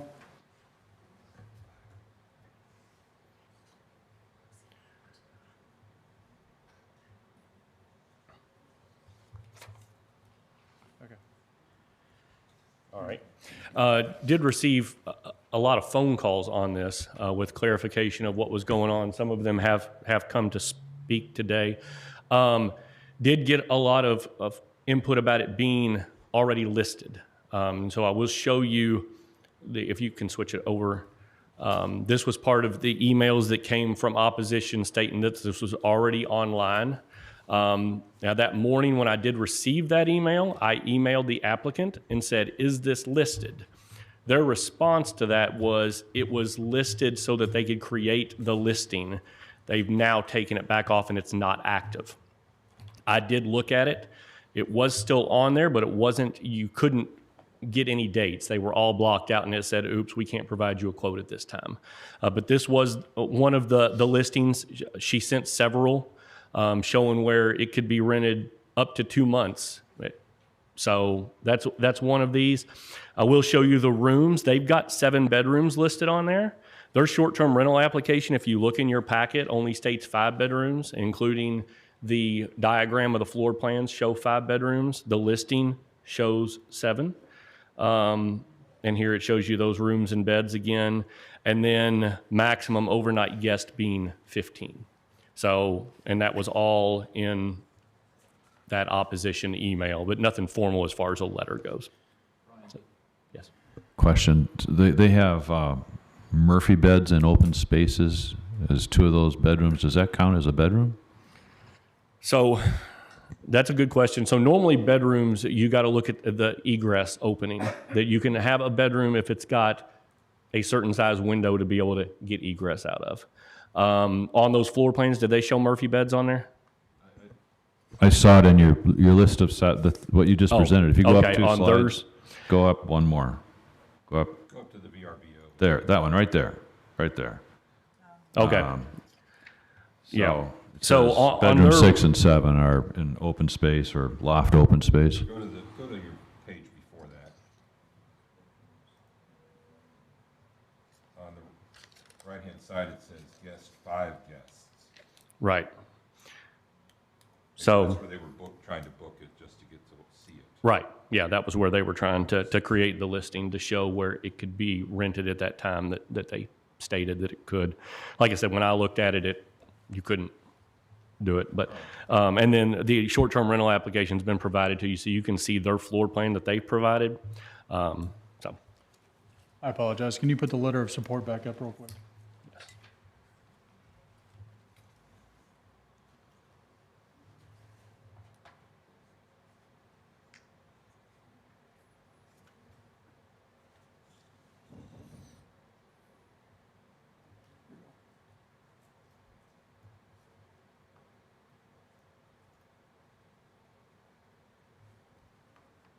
Okay, thank you.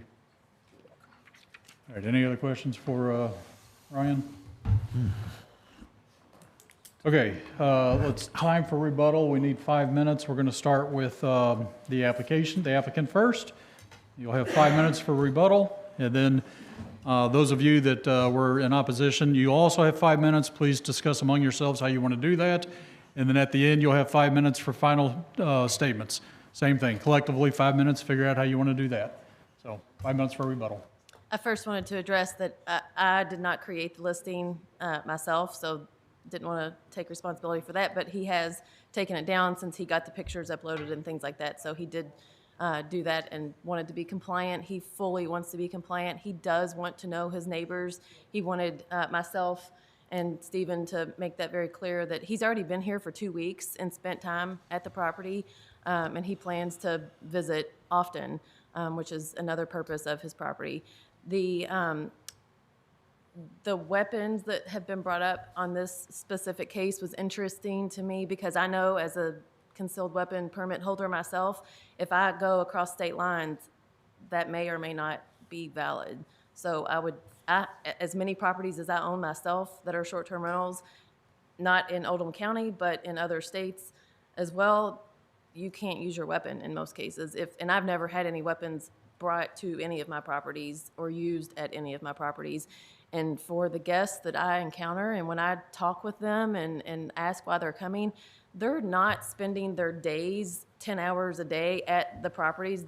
They get up early in the morning, they get their coffee in the morning, and they're gone for the day. And they come back at 6, 7, 8 o'clock at night, and they're ready to relax and enjoy the hot tub and then call it a day, and they get up again the next day. They came here for a reason, not to spend at a house. It doesn't matter if it's this house or any house. They came here to go and do certain things. The Bourbon Trail itself brings in over 3 million visitors a year, and Mammoth Cave also brings in over 3 million visitors a year. And then there's Noah's Ark that also brings in several, lots of visitors. So we have lots of people who are coming for lots of different reasons. These aren't 20-something-year-old drunkards that are coming. And the properties that I own myself are 3 and 4 bedrooms. And I have had guests actually tell me that they had to rent 2 different properties because my properties weren't large enough for their group. These are couples that are traveling together. These are groups of men who are playing golf. Kentucky is known, especially in central Kentucky, for their golf courses. Oldham County is known for their golf courses. That is the type of distinguished and sophisticated types of people who we're seeing and coming, especially for this luxurious of a listing. We're not seeing young riffraff adults coming to our area. And as the Kentucky Department of Tourism has already done a study, it shows what the affluence of sorts of people are coming. So anyway, I just wanted to touch on the gun part of that I know as a concealed carry permit holder myself, crossing state lines, there are different rules, and I haven't had that happen, so. I'll have to be very brief this time. But yes, thank you, Tony, for clarifying. I did have concern about the noise issue, or I found it ironic that the neighbors highlighted that they shoot guns and that they hear each other talking all the time. And I just want to note, if they hear guns and people, even the garbage guy drives too fast sometimes on the road, we can't prevent what their neighbors do or what the garbage guy does. You know, that's just a high burden for us. That's not what this board is here to try to decide and create the perfect world. This was a vacant house. It sat vacant. I would assume that a better use for this vacant house would be to have somebody fix it up and create a resource for funds to come into this community, and a resource for his family as well, and time for him to come here and visit this community. With respect to it already being advertised, to the extent that there was a miscommunication, I want to clarify that that's on me. Please don't hold it against my client. I always let my clients know you're not supposed to advertise and be accepting any sort of guests or anything until we get approved. So to the extent that he wanted to go ahead and try to just set it up and start playing with the pictures and making it look nice with the hope that we do get approved, it was not up. People were not accepting things. He was just trying to design it and be ready to go in case this goes well today. And so my apologies if by doing that, he had to look at it online to see the public view, just to see what it would look like. But there was no intent whatsoever for him to do that, and I know that. And had I known that in order to set it up, he had to actually look at it on a public view, I would have prevented that from happening. So that's on me, my mistake. Please don't hold it against my client. As I mentioned before, we're in compliance here. The next step is to then, if you approve this conditional use, then is to file the short-term rental application. If there are any concerns about prohibiting gun hunting or lowering the number of potential renters, we can deal with that with staff. And I'm already over time. My apologies. Thank you. He certainly does want to be compliant with the board. Okay. All right, 5 minutes, and then we'll do rebuttal for opposition. We've asked one to do all the rebuttals. I'll do my best. All right. First of all, as far as like trying to be in or wanting to be in compliance, just right in the short-term rental property regulations. No even if the Verbo listing cannot be booked now, if that was in good faith a mistake, they are a premier lister on Verbo. They should very well know how to set up their listing without allowing booking. Also, in the regulations, no person or entity shall operate an STRP or advertise a residential property for use as an STRP without the owner of the property first having obtained an STRP permit issued by Planning and Development in accordance with the provisions of this section. So, I mean, obviously they were trying to advertise, trying to get a jump on it, trying to get it out there. It's a subdivision. It's not right off 22 or some other major thoroughfare that is more suited to the short-term rentals, and there's no value at all added to the subdivision having this short-term rental. Also, with regards to the noise and disturbances, you're right. We can't control what our neighbors do, but we can talk to them. We can't, if we have an issue with someone, a renter that's staying there, we have no recourse to say, hey, this isn't cool with us. Can we talk about this, about this issue? With regards to it adding value, with regards to it being renovated, it was vacant for several years. That's correct, but there's no guarantee it'll be successful. If it's not successful, I think it rents, or they are advertising it for over $700 a night. If it's not successful, it'll be vacant. If they start losing money, what's going to happen to the property? It could be back the way it was, vacant for years.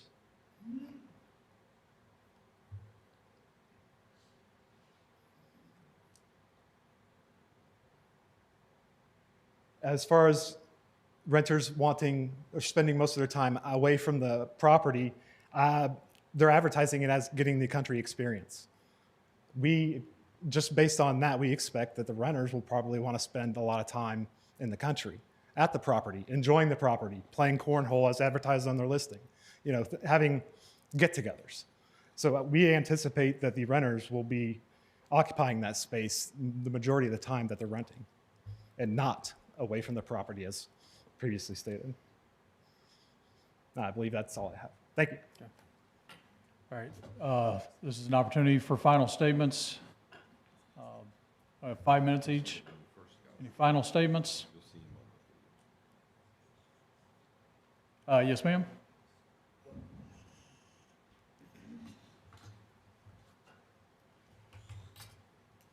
Put 5 minutes on.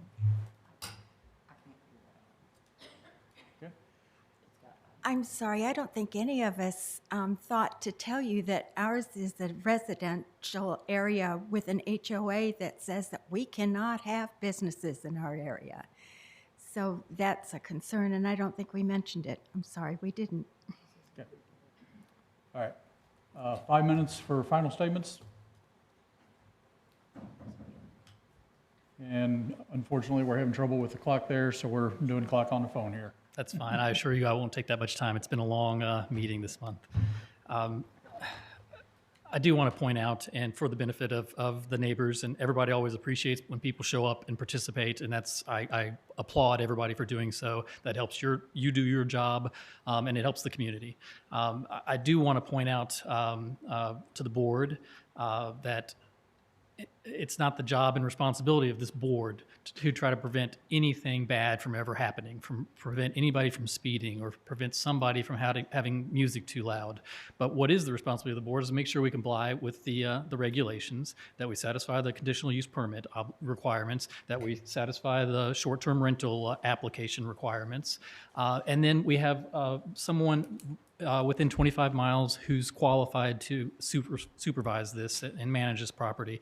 And Ms. Bower is more than capable of doing that. That's her line of work. That's what she does. And if there's any problems that anybody has with this property or any occupants, then they certainly can reach out to her. And I'm sure she'd be happy to put them in touch with David, the owner, or we can share his phone number directly with them if they prefer. Obviously, one neighbor at least came by and introduced herself, and she found him to be a qualified person and somebody she wants to welcome to her community. And we don't want to exclude anybody from that if they want to participate in that way.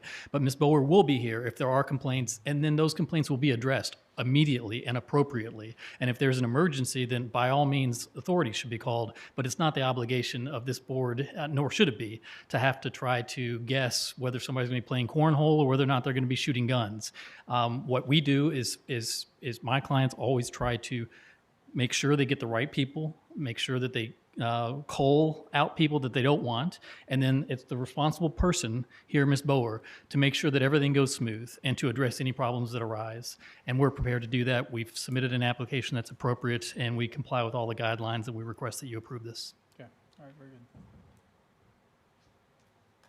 I totally forgot to mention that he will be using the Minute noise monitoring system at the property. So this is an application that I will have downloaded. He obviously will have it downloaded as well, and I don't know if you all have heard of this system, but it's an application that is on your phone, and you get a ding. It's like a text that lets you know that you can, well, as an owner and as a host, you can set the decimal for the loudness that you want to be alerted for. So there's a range, and you set it where you think is appropriate, and you will get a ding text message basically that says that it's giving you an alert that noise is a little bit louder than you would like it to be. And at that time, I could be able to communicate with the guest. And I do just want to say that my number will be available to any and all of these residents and at all of my properties, the ones that I own and the ones that I manage. I have become diligent friends with most of these neighbors. I have had meals with these neighbors. My children are friends with theirs. We're there often. You will see me there. And I did get a text message just a second ago, and it may or may not be valid, from another person in the neighborhood that's in support of that mentioned that the bylaws are from the 70s and that none of them are implemented. People do what they want to in the neighborhood, and not that may or may not matter, but it's another resident in the neighborhood who has given support outside of the ones that we have. But I just want it to be known that my number is readily available. I'm there several days a week. I would have dinner with you guys in any way I can be of help. And I have been a resident of this county for a really long time, so I understand what the composure of it is. Okay, thank you. Okay, board members, questions for, sir, this is final statements. I'd like to make one statement. Are you in opposition? I'm against it, yes.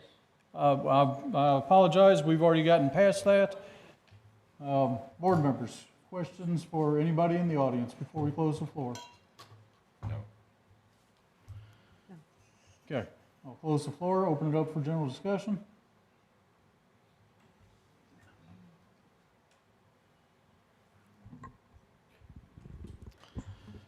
What strikes me is this was a dilapidated property, holes in the roof from what I've heard, and no one inhabiting the property for some time.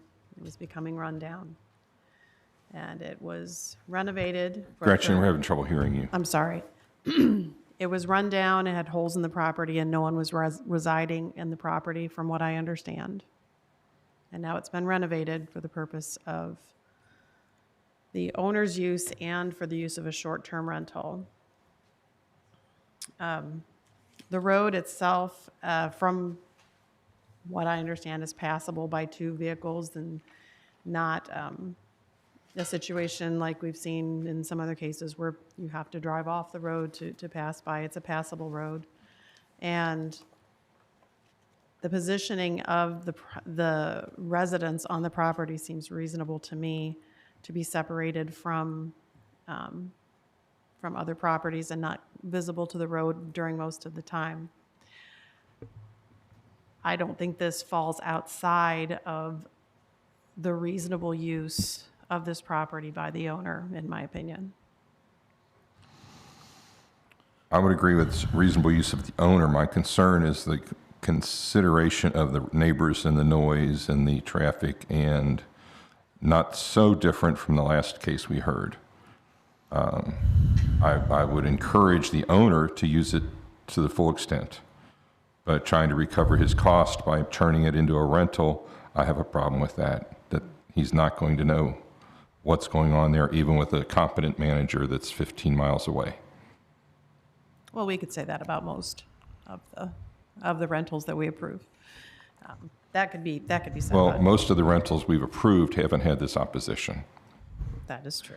I mean, so that's my position is, while it might be a reasonable, so there's certain check boxes that we can check to say, yes, it is reasonable use. Yes, they do have a property manager within, the guidelines. However, there's also other check boxes that says that I'm in disagreement with this. Obviously, we have a lot of neighbors that have shown up that say that it's not desirable to the community. That community could be, however large or small you decide to make it, but obviously it has been brought before us today that it's not desirable to the essential or desirable to the community. All of those that spoke in opposition were neighbors, immediate neighbors of this property. We have not seen not one in support that was an immediate neighbor. We had somebody that was a mile away, and we had a letter that just said a resident, but didn't have an address on it. But all, I'm sorry, guys, all of those that showed opposition were immediate neighbors. I am not in support of approving this, specifically because of that. It's been brought before us that this is not essential or desirable. And that goes back to my earlier request that maybe going forward we get a map of people that are opposing and supporting to see where they are. I mean, this one, as you pointed out, is all the immediate neighbors are opposed. So, on the other hand, there were a couple that support, which makes it a little more borderline. Well, the one support was actually a vendor to the person. Yeah, that's a good point. I have a technical question. For situations like this, is it possible to add a condition that it's for a limited duration, like for a year, see how it goes, and then come in for a renewal or Well, they did in 1988. We just had that's what raised that question in my mind, right? Well, all of these are for a period of a year. So in January of every year, they got to reapply. And I'll refer to Tate Combs on whether or not you can condition these for a length of time, and I believe you can, but I'm not really sure about that. pull your microphone down. We can't. Condition this for a certain period of time? Right. No, I was asking, is it possible, like if we were to approve this, could we approve it for a year? And then they have to come back, and then we could hear, get facts on how things went during that year. Well, that wouldn't be reviewed by us. That would be reviewed by staff. When they go to renew those, I'm sure that they have some consideration they give. It would not come back to the board. This is the one time it's with us.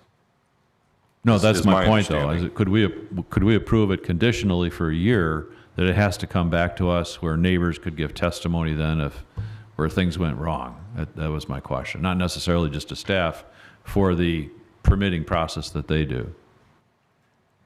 You hear what I'm It's saying? unusual. I haven't seen that yet, but I know. Well, guess we could. saw it in that Yeah, one from I mean, it's 25 here. years ago. Well, Board's again, got a that's, lot of power, you got to so- set that aside. That was, who knows what, we don't have. Sounds like all we're the trying to make our own decisions made. rules, and I don't Yeah. think we can do that. No, we're I trying- wouldn't be in view- it'd just be a I wouldn't condition. be in favor of that.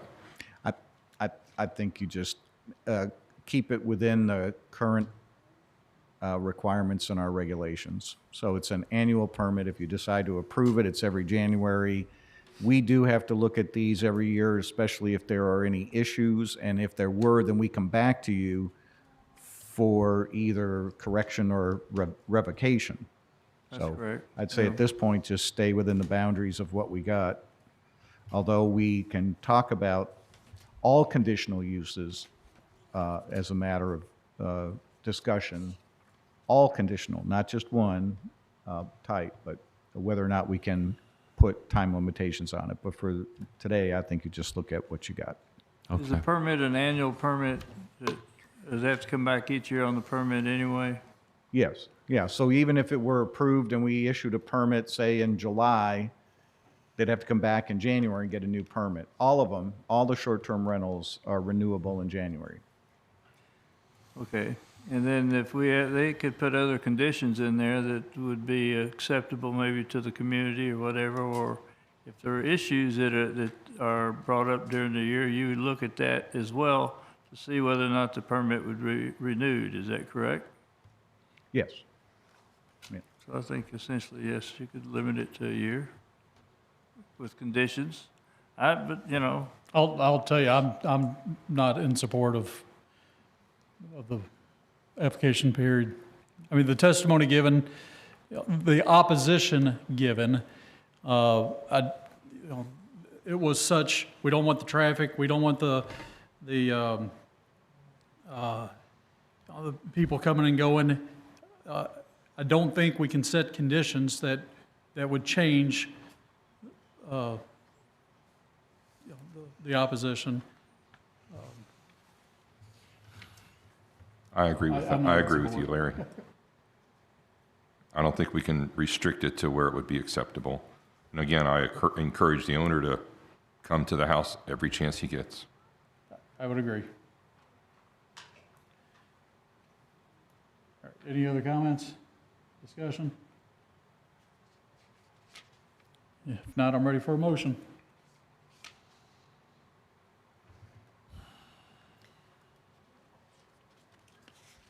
Well, my motion would be to approve docket 23026 for the conditional use permit for a non-owner occupied short-term rental at 1407 Robertson Drive in Crestwood. The character and objective of the proposed use and the potential impact to the community and its surroundings are appropriate. The proposed use will not impair the integrity or character of the zone if there are specific restrictions on the character of performance.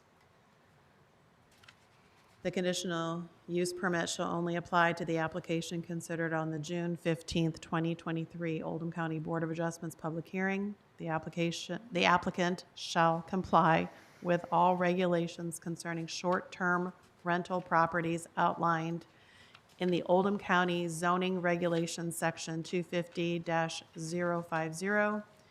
The applicant shall apply for and be issued a short-term rental property permit before renting the property. That's my motion.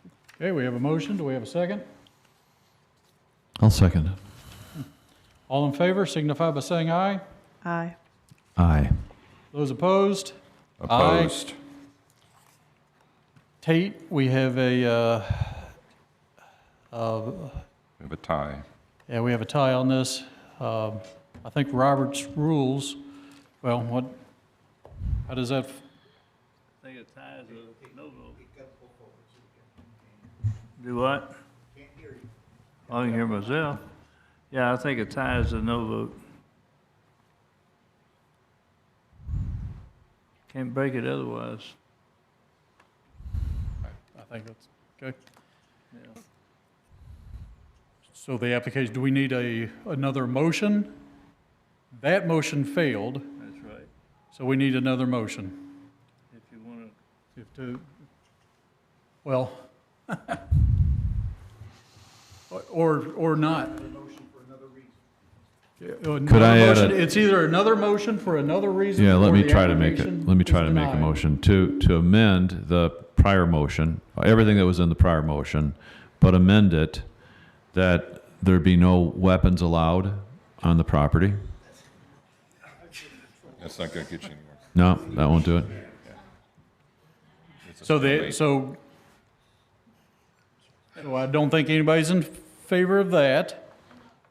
This application fails. Okay, no other motion. Application's been denied.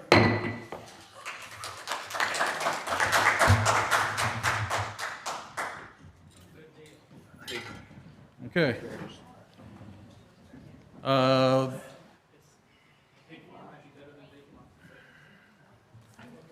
Board members, we've got minutes from thinking he last owns month.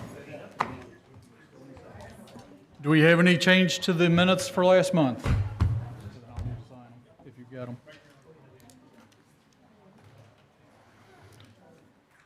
Any amendments? Can I get a motion to approve the minutes? Motion to approve the minutes? Second.